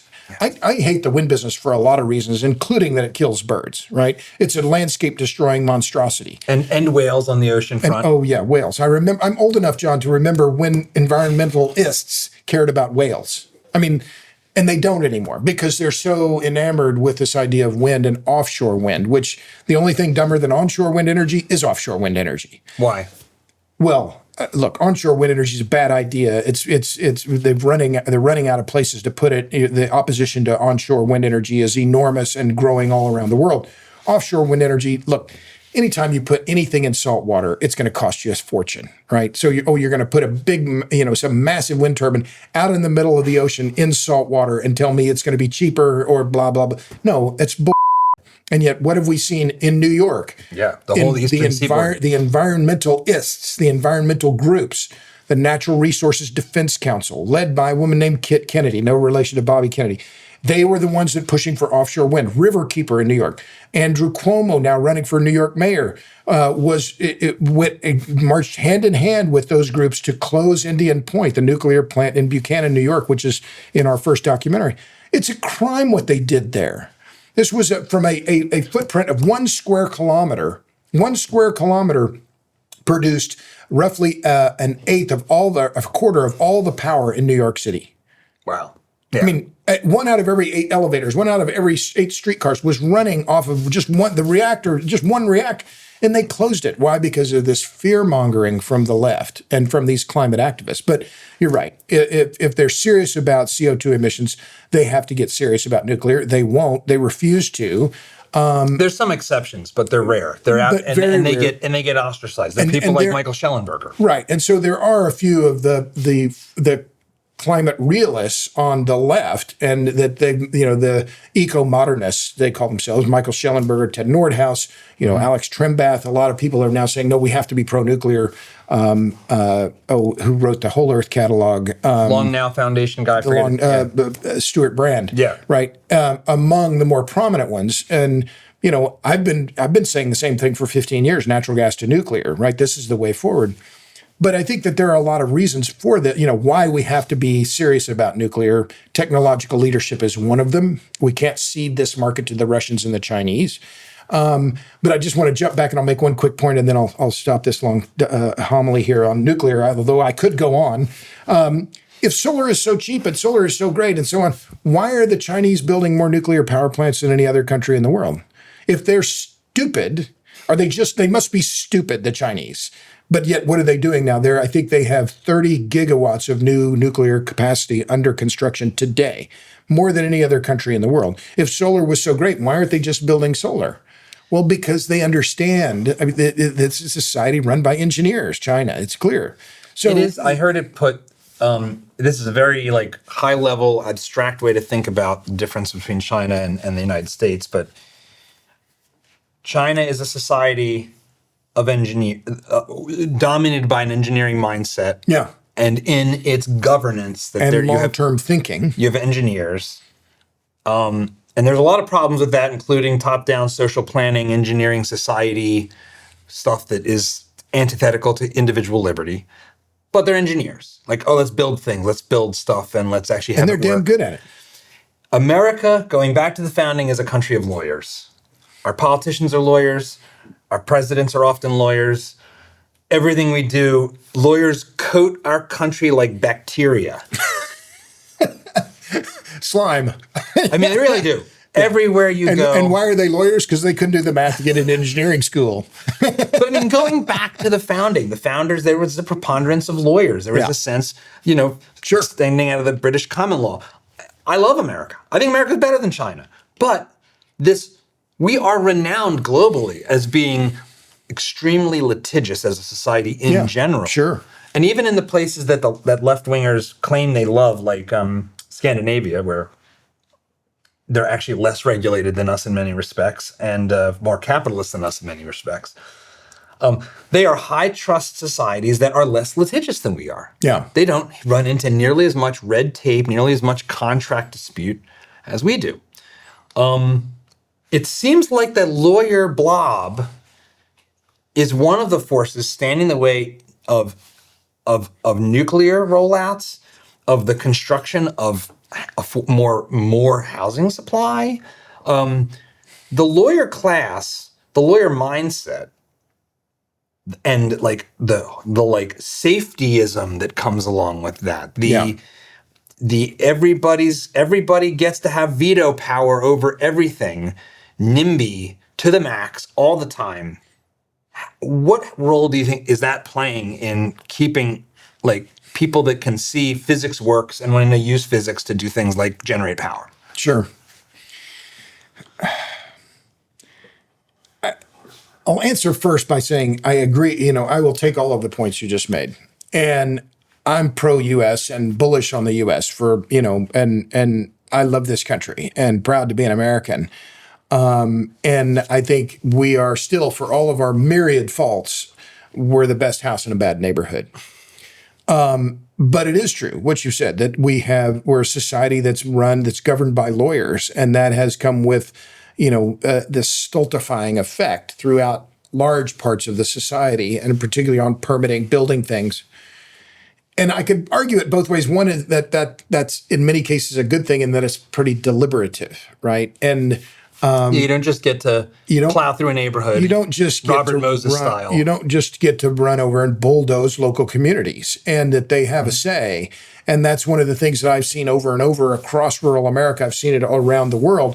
Local communities fighting wind and solar projects, fighting high voltage transmission projects, saying, we don't want this here, and we have rights. And so, that's where this glib notion about, we'll just pave a whole province with solar panels, the Bill McKibben, Jesse Jenkins thing, we'll just cover entire areas that are state-size areas with solar and wind, and it'll be fine. Well, no. People live there and they care, and everyone cares about what happens in their neighborhoods. I don't like that term NIMBY because I think it's pejorative. Everyone everywhere cares about what happens in their neighborhood. And of course they should, right? Because we have an ownership society. And that's one of the things that makes America such a unique place. It's based on this strong understanding and strong protection for individual property. It is. So I take that point, but what will we trade it for? And we could talk about the debt, which is something else that really concerns me. But it's just, but I think we're lurching in the right direction. And I have many criticisms of Donald Trump and what he's doing. But on the energy front, I think, and Chris Wright and Doug Burgum are doing almost everything they're doing. I'm fully on board with 100%. So what is happening? Chris Wright appears to be an incredibly knowledgeable, energetic, thoughtful, very clear-spoken. Yeah. I think fundamentally correct and dispassionate, and he gets it. He clearly understands physics and reality and the kinds of stuff we've talked about that isn't just a bunch of unicorn dream hand waving, but reality. We need to have affordable energy. If cost of living is a concern in this country, the input into everything being cheaper is better for cost of living. What's the Trump administration doing? What are things that are being done? What has happened so far this year that you like? And what is the scope of action for them in general? How much can they do in the time they've got right now? Well, let's start with offshore wind. They have gone straight after the offshore wind grift, and I could almost kiss Trump for that alone. Truly, and I, like I said, I have many criticisms of what he does and how he acts, but that alone, I just think is so refreshing and so needed, because the Biden administration just effectively gave, and almost all foreign corporations, these permits to build offshore wind projects in known locations where the North Atlantic right whale known habitat of the North Atlantic right whale, which is a critically endangered species. Imagine if the oil and gas industry was trying to do something similar. The Sierra Clubbers and the NRDC and the rest of them they'd be screaming bloody murder, but because it was offshore wind, climate change, so. Yeah, we'll let Norway build a bunch of whale killers and also destroy the Jersey shoreline and the viewshed and the coastline and the seascape and the fishing. As a Northeasterner that spent every summer on the Jersey Shore, I know firsthand the people that are it's just outrageous. Outrageous on so many different levels. Is it dead? Is that project dead? I think there are only now one or two offshore wind projects now that are still going forward. So on that alone, I think the Trump administration has just been, just fantastic and fully supportive of that. But let's go through the list. They're opening more federal land to oil and gas drilling. Absolutely, including in Alaska, in the Alaska National Wildlife Refuge, and in areas that are known as naval reserves that were identified as areas that were designed for energy security in the U.S. They're planning to allow drilling. Will that happen? We'll see. Keeping coal plants open, relaxing regulation around drilling. That's on the hydrocarbon side. We have to keep our coal plants open. I'm pro natural gas, but we need energy diversity. And we have more coal resource than any other country in the world by far. We're not the Saudi Arabia of coal. We're the whole OPEC of coal. I mean, it's just not even close. So why wouldn't we burn our own coal? But second, I think, so the coal, the drilling, natural gas, they've been pro natural gas, pro building pipelines. But if I had to say one thing that I think is absolutely essential, and Chris Wright has been part of this, I think it was in August, it might have been July now, where the president signed 4 executive orders on nuclear power in the Oval Office. And those 4 executive orders designed to speed the rollout of the domestic nuclear fleet and accelerate the development and deployment of nuclear reactors in the U.S. are the most important endorsements of nuclear power by a sitting U.S. president since Eisenhower's Atoms for Peace speech in 1953. And we have seen pretty remarkable progress in that regard. And, I'm very sober about the rollout of nuclear, and there are a lot of hurdles that have to be overcome. But to have the sitting president of the United States become so passionate and so pro-nuclear is potentially transformative. And now we have to get in gear. But that, I think, if I look at all of this, and now they're responding on strategic elements in China and some other things, but if I have to look at the totality of all of it, that endorsement and that focus on nuclear, reforming the Nuclear Regulatory Commission, moving on nuclear power is, I think, it will historically, I'll make a prediction here, historically be seen as a landmark move. I don't remember the exact year of the China syndrome movie with Jane Fonda. Yeah. And Jack Lemmon too, right? Jack Lemmon. I love Jack Lemmon. Jane Fonda, I could not so much. I can't unsee Hanoi Jane. It's like Hanoi Jane, being a propagandist for North Korea. But even more recently, there's a video of Jane Fonda on a Zoom call at the start of COVID, gleefully talking about how the lockdowns and catastrophe were this incredible moment for the left to seize power and put our ideas into action. I mean, it is so transparently diabolical. It is shocking. And it's just worth people knowing that this is who these people are. Right. But what is the legitimate security concern around nuclear power? Sure. If we put nuclear plants all across this country, are we creating a black swan risk of some yet to ever occur nuclear calamity? Are we setting up the potential for uranium theft and proliferation of could-be nuclear materials for weapons?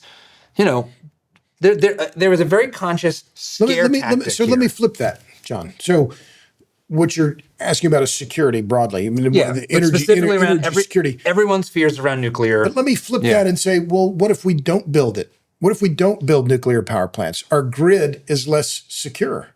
How do we assure the security of our most important energy network, arguably the most important network in our entire society?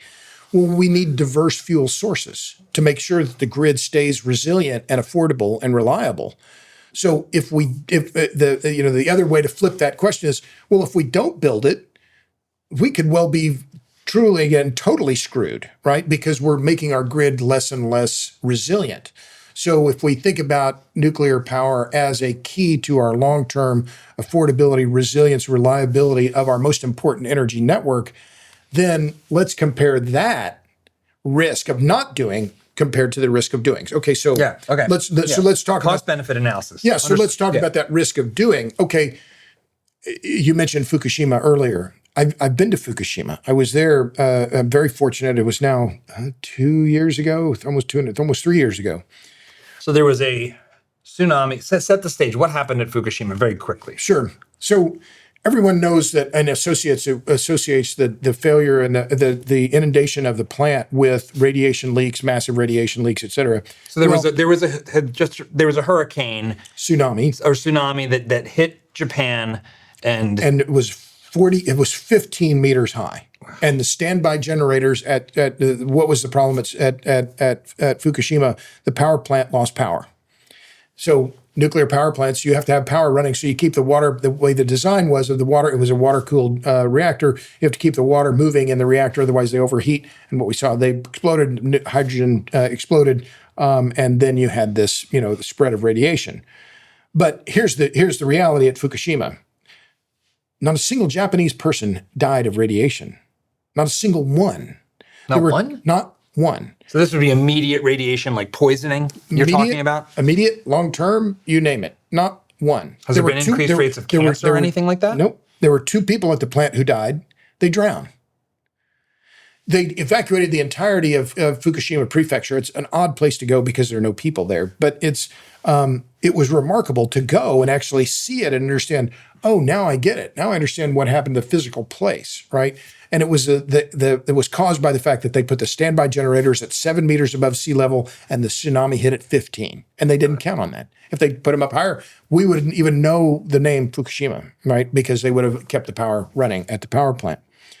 But this irrational fear that's been created because of the accident at Fukushima around radiation, that's the problem. Well, it goes back before that, right? Because Chernobyl, 3 Mile Island. It's our fear of radiation that's the danger, not the radiation itself. And this is what these scalawags, these people, these unmentionable NGOs at the Sierra Club and NRDC and the rest of them, Andrew Cuomo, have been fomenting fear around radiation now for decades and give them the China syndrome. Oh, it's going to kill us all. Well, and I get it, right? You can hype it because it's colorless, odorless. You can't smell it, can't feel it, can't taste it. And so it's been viewed as this bogeyman that, remember Spider-Man had a radioactive something, right? The radiation is somehow dangerous. The reality is that this fear-mongering around radiation has been the problem and is the problem, and that we have to move past this irrational fear of radiation to move toward an understanding that we're being hit by radiation all the time, and that it's the called amount sunlight, right? Right, and that the amount, or even from the ground. But this idea that the radiation from nuclear power is dangerous and somehow is connected to the bomb. This is the problem. What's the connection between proliferating nuclear power and the potential for mushroom clouds? Well, it's almost zero, effectively, right? Because when you create a nuclear weaponry, you have to have very highly enriched uranium. The nuclear power plants that we have now in the U.S. run on uranium that's been enriched to about 5%. You can't make a bomb out of that. I mean, you could blow it up and you could create some radiation around it, but that's not an issue. But it's when that the left has been very effective at promoting fear, and fear sells. No one ever got elected by saying things are going to be fine. No, it's like, oh God, be careful because the other guy's terrible. You got to elect me. I mean, Paul Ehrlich in a paper, I think, said he opposed nuclear energy because its potential to be cheap and abundant would be the equivalent of giving an idiot child a machine gun. Yeah. He's referring to humanity, that we're too stupid and dangerous to have cheap reliable energy. We shouldn't have cheap energy, and that's been it was Lovins or Ehrlich or Amory Lovins, but the same ilk, the same idea that we're using too much energy. And my response to that is, well, I'm sure you use way too much energy. I always use just the right amount. It's like everyone else is wasting it. I never waste it. And so the idea is, that we would use too much energy I think is just disgusting on a whole lot of levels, particularly given the level of grinding energy poverty that still exists all around the world.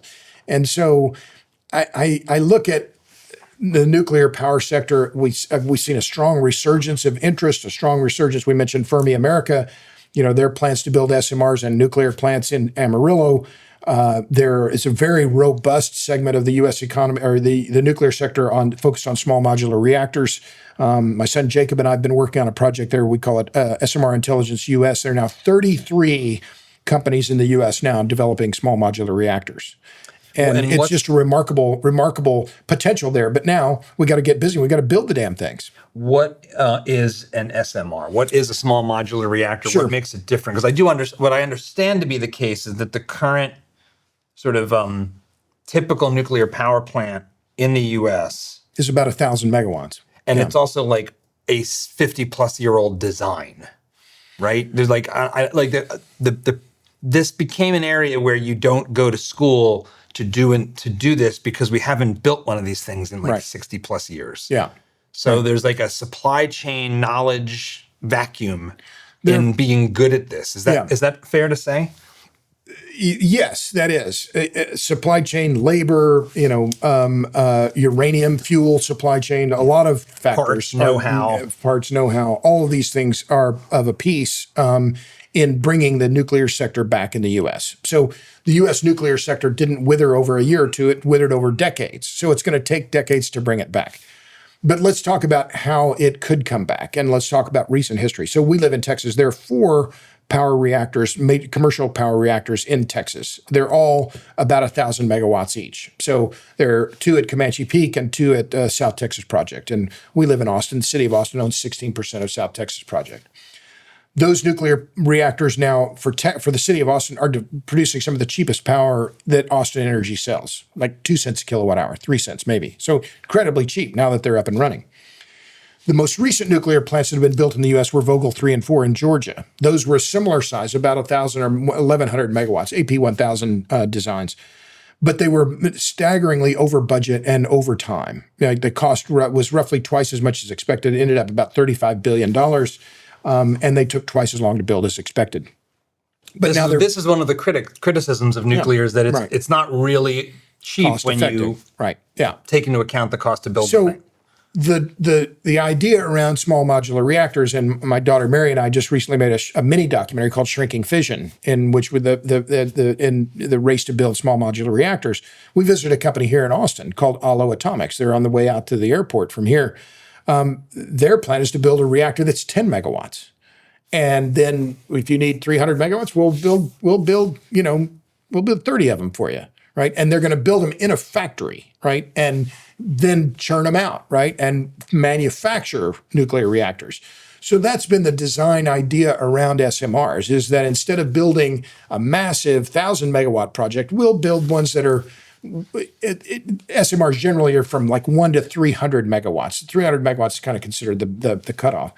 But that's the idea, is that instead of building, one big project that's cost, enormous amounts of capital, has to be built on site and might be a bespoke design, we'll build a slew of them.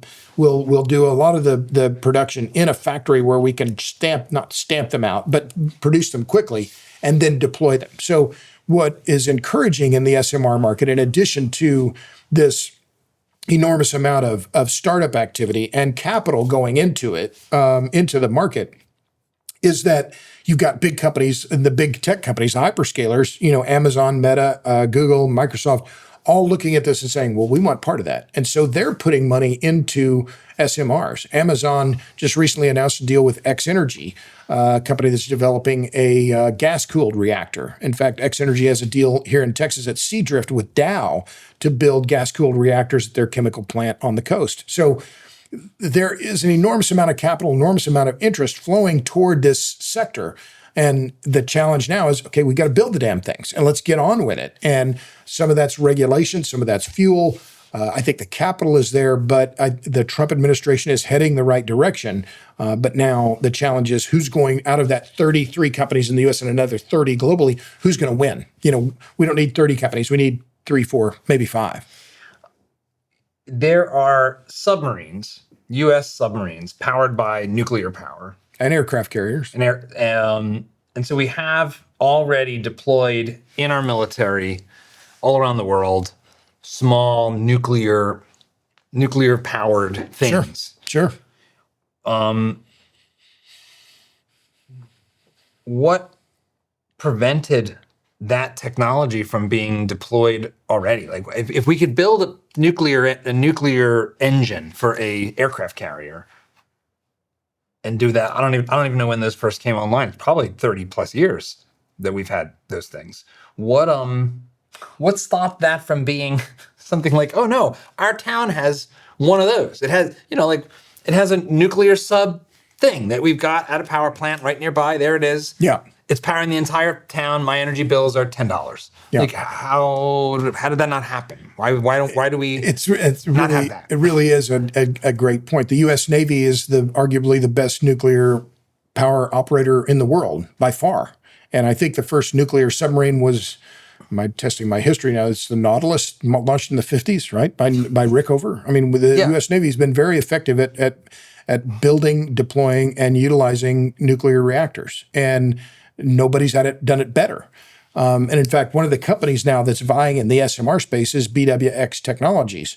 Well, that's the old Babcock and Wilcox.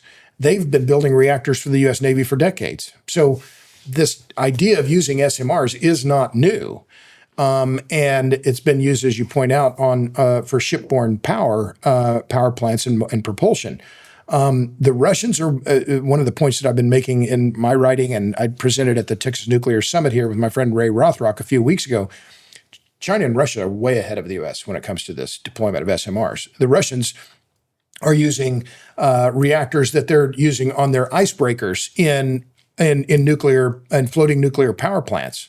So they're deploying. They already have one deployed in Pivek in Chukotka in Siberia, a nuclear barge that's producing 70 megawatts of nuclear power for the town. And they're building 4 more floating nuclear power plants that are using the same reactor as they use on their icebreakers. So, as I said, the technical challenges are known, but we have a technology race with Russia and China, and right now they're kicking our butts. What do you do with the waste? Chuck it in Yucca Mountain?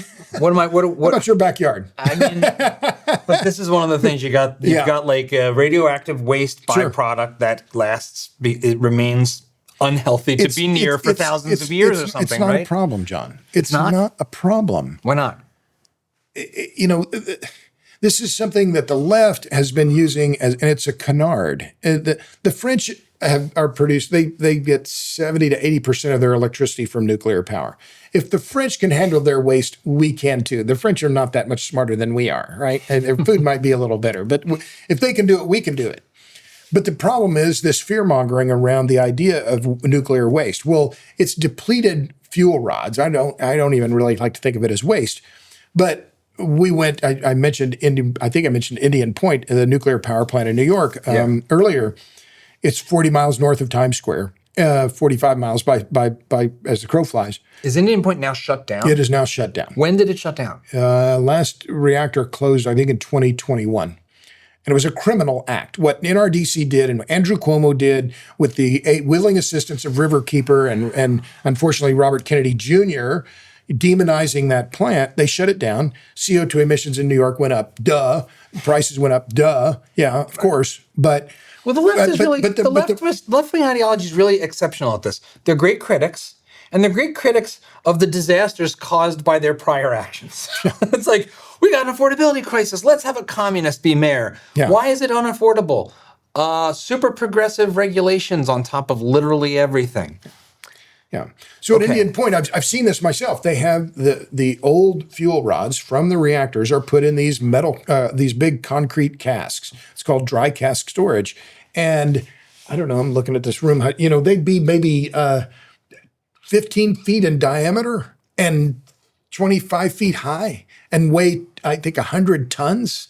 They're not going anywhere. Osama bin Laden's not going to put that in the back of his Prius. I mean, they're releasing heat. They're decaying over time. So this idea that the waste is a problem is a manufactured problem. Now, can it be solved? Yes, it can be solved immediately by Congress, but Congress doesn't want to deal with it because we don't want it here. How did Barack Obama get elected? Well, several reasons. One was he did a deal with Harry Reid from Nevada. The senator from Nevada said, I'll back you if you kill Yucca Mountain. What did he do? Reid backed him. One of the first things Obama did when he got into office, he killed Yucca Mountain. So Yucca Mountain was the waste repository in Nevada, and Nevada said, well, we don't want it. Well, okay, we could move that waste to Yucca Mountain. We could move it to Oak Ridge. We could move it to Hanford. We could move it to other sites that are federally controlled in the U.S. if we had the political will to do it. But I think the waste issue is not a political. It's not a technical problem. It's not a scientific problem. It's a political problem. Doesn't that put And I don't even think it's a problem. I think it's just something that's been a manufactured issue that really doesn't ultimately make that much difference. Now, if we have a lot of SMRs built, we're going to have more coordination. The federal government's going to have to be involved. And that is, one of the issues that the nuclear industry is going to have to deal with. If you're going to make it happen, we have to have strong federal backing. Yeah, let's dig into that for a little bit. So let's imagine that we start having factories that can use the power of reproducibility and the assembly line and all the stuff that Henry Ford unlocked for us. Yeah. The assembly line, build it in a factory, have tools that make things cheaper, faster, better, do more with less. So now we can build these small reactors, popping them out, putting them in towns. They have these expended fuel cells. Right. What happens with them then in that world where it's more decentralized and there's a lot of them?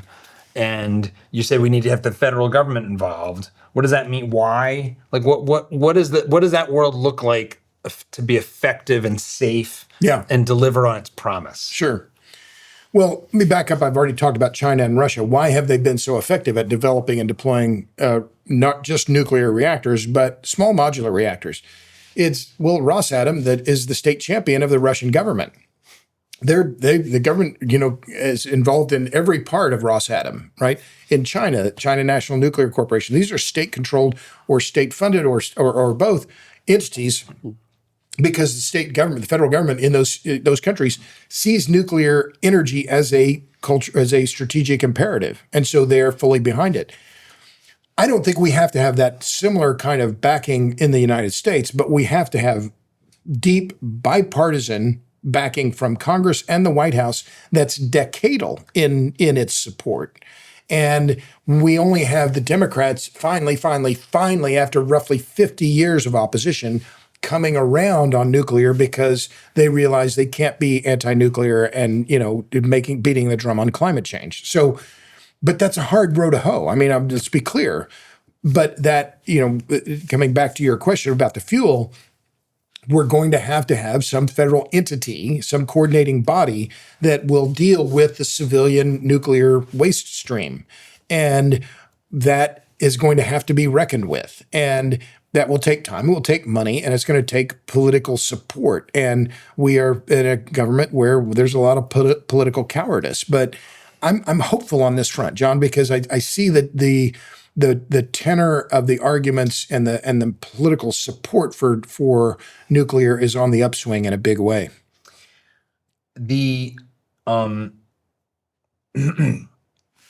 I want to push on this just a little bit more. Sure. Which is, I want to understand, when you say, that seemed a little vague in that it's we need political support. Okay, but to do what? What's the issue? So, all right, Austin Energy, in a more libertarian society, be fully private. Texas is kind of weird hybrid. Let's imagine some other town that's actually got the more open markets here in Texas. So a private energy company buys one of these new small modular reactors, installs it, and is now kicking butt. Everybody's buying their electricity from this company. Where does the government and political issue come in other than getting out of the way and preventing it? I want to understand the roadblocks, because there's all these roadblocks to deploying a technology that we already know works and is in our submarines. Right. So is it that, this fuel is indeed dangerous unless it's handled in a very careful way, and we need to have a lot of layers of checks and balances to make sure there's no chance that there's this chain of title of the fuel? Right. I want to understand what's at the heart of the precautionary principle being cranked to 11. Yeah. Well, and that's a good point. And I think as you're talking about it there, and I was thinking, okay, well, what would that entity be? I think it naturally would be something within the Department of Energy, right? I don't think we need to craft some new entity. It would be the DOE that would manage this, because the Department of Energy is already giving some fuel to some of these nuclear startups. So, for instance, at Abilene Christian University here in Texas, Natura Resources is building a reactor that will be a test reactor for their sodium-based reactor. And they're going to be getting some of the fuel they need from the Department of Energy. So, but let's stick with Natura, say they build it, then they go and build commercial reactors, and they build 15 of them. Well, the fuel doesn't last forever. It gets spent, it is used up, and then they end up with, a pile of stuff, we'll call it, that somebody has to manage. Well, you're not just going to tell, Halliburton to say, oh, we trust you, you go deal with this. No, I think it's going to have to be the DOE either overseeing, I'll just stick with Halliburton, or the DOE with its own entity of people saying, we're going to go out and collect this, and then we're going to store it at Hanford, or we'll still store it at, what's the place in New Mexico, Waste Isolation Pilot Project near Carlsbad, or Pantex here in Texas. There are places they can move it and keep it, but I don't think, given the scale of these reactors, that they're going to want to just leave it on site. So that's that, and this is interesting to talk about because I haven't really given a lot of thought to that other part of it. We're just trying to build them right now. So, it's going to be, a good 10 years before we're facing the problem of significant quantities of waste. What about the sources of the fuel, of the uranium? Yeah. Because one of the things when I think about oil, natural gas, coal, like those have always been industries that private companies have done. Like, if you were an Italian immigrant in the 1910s, you came here, they were like, go to the the coal mine in Pennsylvania, and you went and you dug coal, and it was kind of a horrible job, but it was better than being in Sicily and starving to death. And there's a company that's taking the coal, putting it in a train, moving it, burning it, producing energy. Same thing with oil. Oil companies, they drill, they build rigs in the water. Yeah. Like I kind of, and again, I'm not some expert in all of that, but I do know like all of that has been able to be done by private enterprises in a way that on the whole has been safe. Yeah. There's oil spills. Nothing's perfectly safe. Life's not perfectly safe. We're all going to die at some point. But on the whole, that's all true. There is this thing, though, with, where do we get the uranium and how do we make sure it's not getting used for bombs? And, I want to give the devil its due that there is some broader, some of the anxiety around this is connected to things that take a heightened level of security and checks and balances and fail-safes relative to oil pipelines and coal power plants and natural gas lines. Sure. So let's zoom out and talk about Miss Plackey, my chemistry teacher at Bishop Kelly High School in Tulsa, 1976, would be laughing right now for me to say, let's look at the periodic table, John. But let's look at the periodic table and look at uranium, which in this case they call them critical minerals. I call them strategic elements, but it's a strategic element. We need more uranium. Right now, the U.S. is importing effectively about 25% of the nuclear fuel it needs from Russia. Russia's not our friend, right? We're getting the balance of it from Canada, Australia, and maybe from, where is in Africa, I think. But nevertheless, that's uranium. But it's not the only strategic element in the periodic table. And I've published this before. China has a stranglehold on roughly 33 strategic elements in the periodic table, including all of the rare earth elements: dysprosium, lanthanum, neodymium, samarium, lithium. Lithium's not a rare earth, but it's another strategic element. So to get back to your question, so the U.S. now, going back to the government issue, yes, we're going to have to get in gear on the mining of uranium. We're going to have, and it's interesting how quickly some of this has happened just recently, where Trump has gone to Australia and met with Albanese and said, we're going to work together on critical minerals, on strategic elements. He should be doing the same with Mark Carney in Canada, although I don't know. He's this week he's pissed off at the Canadians. Next week he won't be. How dare you make an ad with Reagan against me? Yeah, I know. My feelings are hurt. I'm going to take my toys and go home. But what did he do in Japan with the new prime minister there? I can't remember her name, but the Margaret Thatcher of Japan. Let's hope, the Iron Lady. But doing saying we're going to coordinate on rare earths. So The same is going to have to happen with uranium, right? The strategic elements as a whole, I think of uranium as only one of them: antimony, tungsten, copper, all of these things where China now has or Russia has nickel, has a very clear market advantage. The U.S. is going to have to, with federal backing, whether it's for loans, with subsidies, with guarantees, with floor prices, going to have to be actively involved to counter the effect of the mercantilism that we are being subjected to by the Chinese. So uranium, but just to jump back to the uranium specifically, yeah, we can rely on the Australians and potentially the Canadians for the uranium itself. It has to be refined and it has to be fabricated. So you have companies like Centrus here in the U.S. They are doing uranium enrichment. We're going to have to ramp that up. That's going to take backing by the government, whether it's in subsidies, loan guarantees, floor prices, et cetera. But again, this is a strategic industry for the U.S. as a whole. And like you, I'm a believer in capitalism and free markets, but there's some things where we cannot rely on the free market to solve the problems that we're facing. And China has very clearly demonstrated, particularly when it comes to rare earth elements, oh yeah, free market, yeah, that's funny. We're going to get the government behind these, and now they have effectively a monopoly on the rare earth elements. One of the things that... It's a long answer. It's a good... Well, it I went with Miss Plackey, the periodic table, to uranium, to... you covered the whole gamut. Well, actually, what it made me think about as we kind of start to wind to the end of our time is this is touching on something that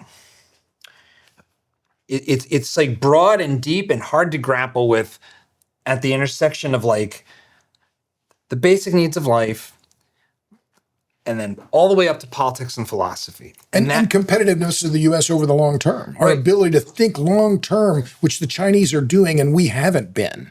And that I think that that's the key, is that we have to pivot from this kind of lawyer, capitalist mindset of the next quarter to the more long-term thinking of the next 5 years, next 10 years, next 20 years. And that's what I hope in talking about this has been invigorating for me to think about the grid and where we are today and where we need to be and how we think about our long-term interests as the U.S.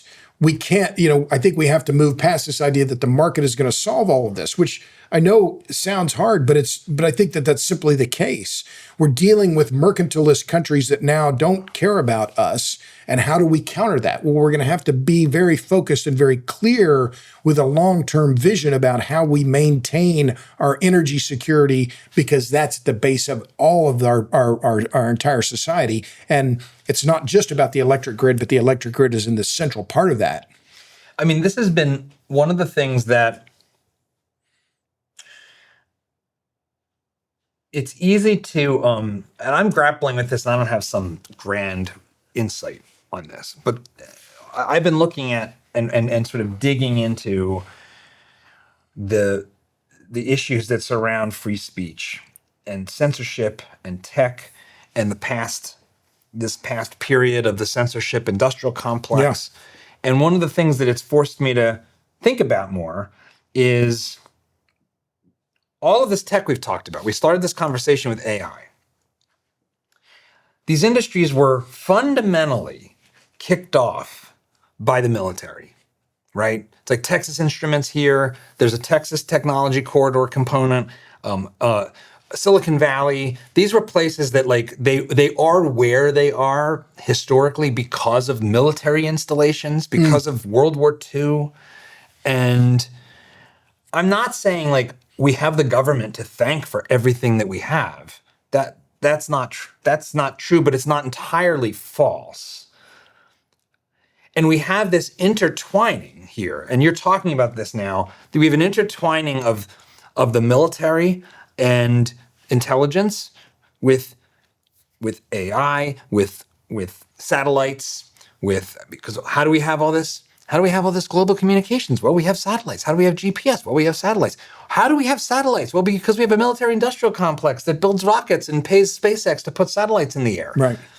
So we can't, and I say this as someone who's fairly radically libertarian when it comes to economics and what should the government's role be, and I'm inclined towards zero. As an ethic, I don't like coercion. I don't like using guns to force people to do things. I like persuasion. I like human respect. Like if I respect you, I don't point a gun at you. I don't tax you. I try to convince you to do the thing I want. So that's my default. I also think it's moral. It's free because you can't make a moral choice by force. But at the scale of history and countries and like the anthropology of humans, these things are all intertwined. You're talking about energy and our grid being essential and nuclear being a really important part of how we move forward. And that's deeply intertwined with like global supply chains and deals with governments to try to make sure that we have what we need. And then there's other countries that also want it. So how has grappling with this essential tool, this essential input into modern life in America and around the world, how has it shaped the way you think about politics and society? Like, how has it shaped your sense of what's right and what's good? Because we have a lot of conflict around energy sources. Sure. Like the Middle East and oil. It's so literally elemental what you're describing. And I just want to hear your take. It's interesting when you were talking there about the systems that we depend on, right, and take for granted. And I mentioned earlier it's actually more than 3,000 different electric providers in the U.S. So we live in Austin. Austin Energy is a municipally owned utility. There are about 2,000 of them, electric utilities in the U.S. There are a handful, like Huntsville, Alabama, that their municipal utility does electricity, gas, and water, right? It's remarkable the system that we live in here in the U.S. And so I mentioned municipally owned utilities. There are also about 850 electric cooperatives. And I talk to a lot of electric co-ops in my speaking business, and I travel a lot and very fortunate to do so. And then you have a couple hundred investor-owned utilities. You have TVA and Bonneville and the federal government entities. So why do I bring that up? Because as you're talking, I'm thinking, the government systems we depend on, they include these little electric cooperatives, some of them that only have like 2,000 or 3,000 meters, but they're self-governing entities in small towns in Nebraska, in Kansas, in Oklahoma, and they work. And they're funded and by their owner members. They depend on, local, people to sit on their boards and be their governance entities and make power as cheap, as affordable, reliable, and resilient as they can for their town, right?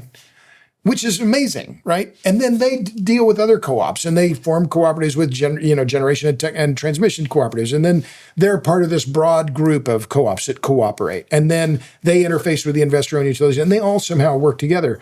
And I only bring that up because your broader question about was how does this all work and where are we all going? I think while I acknowledge your points about the market being, the solution for a lot of things, Lyndon Johnson was a great proponent of co-ops. And when he was promoting co-ops in the 30s here in Texas, he was called a communist, right? But cooperative to me is one of the prime examples of democracy at work in America. I mean, at a very fundamental level. So to get to your, kind of, I think where you were going with that is, so how do we twin this? How do we make it all work together? And how does it change my ideas? I love seeing the co-ops. I love the people. I love farmers, love ranchers, these guys that work on these co-op boards because they're just. I've spent a fair amount of time with farmers and ranchers over the years, and they've got it as a city kid. It's like it opens your eyes, it widens your horizons. They're real people, but. We have to continue what we're doing and the great success story that is the American government and the American system, but we're going to have to adapt this diffused system of governance and politics to this new global reality, and that's going to require more robust federal leadership. And I think we can thread the needle, John. I'm very hopeful for the U.S. despite all these problems that we face, and I think that.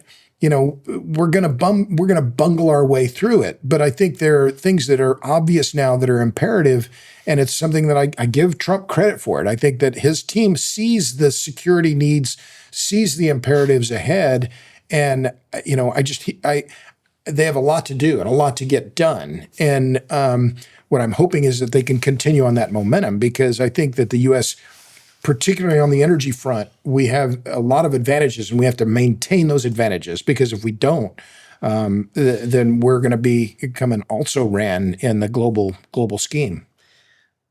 Do you think the future is more centralized or more decentralized? Because when I hear the way you're describing nuclear, there's an element of it that sounds more centralized. Has to be.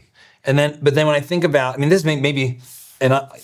this might be a benefit of things like solar, even though they're all made in China, of being potentially more decentralized, even if it's expensive but decentralized. Yeah. So that's got to factor in too, I imagine. Sure. So how do you think about the balance between, because you're describing an ecosystem that sounds quite decentralized, and there's a lot of resiliency in that. Yeah.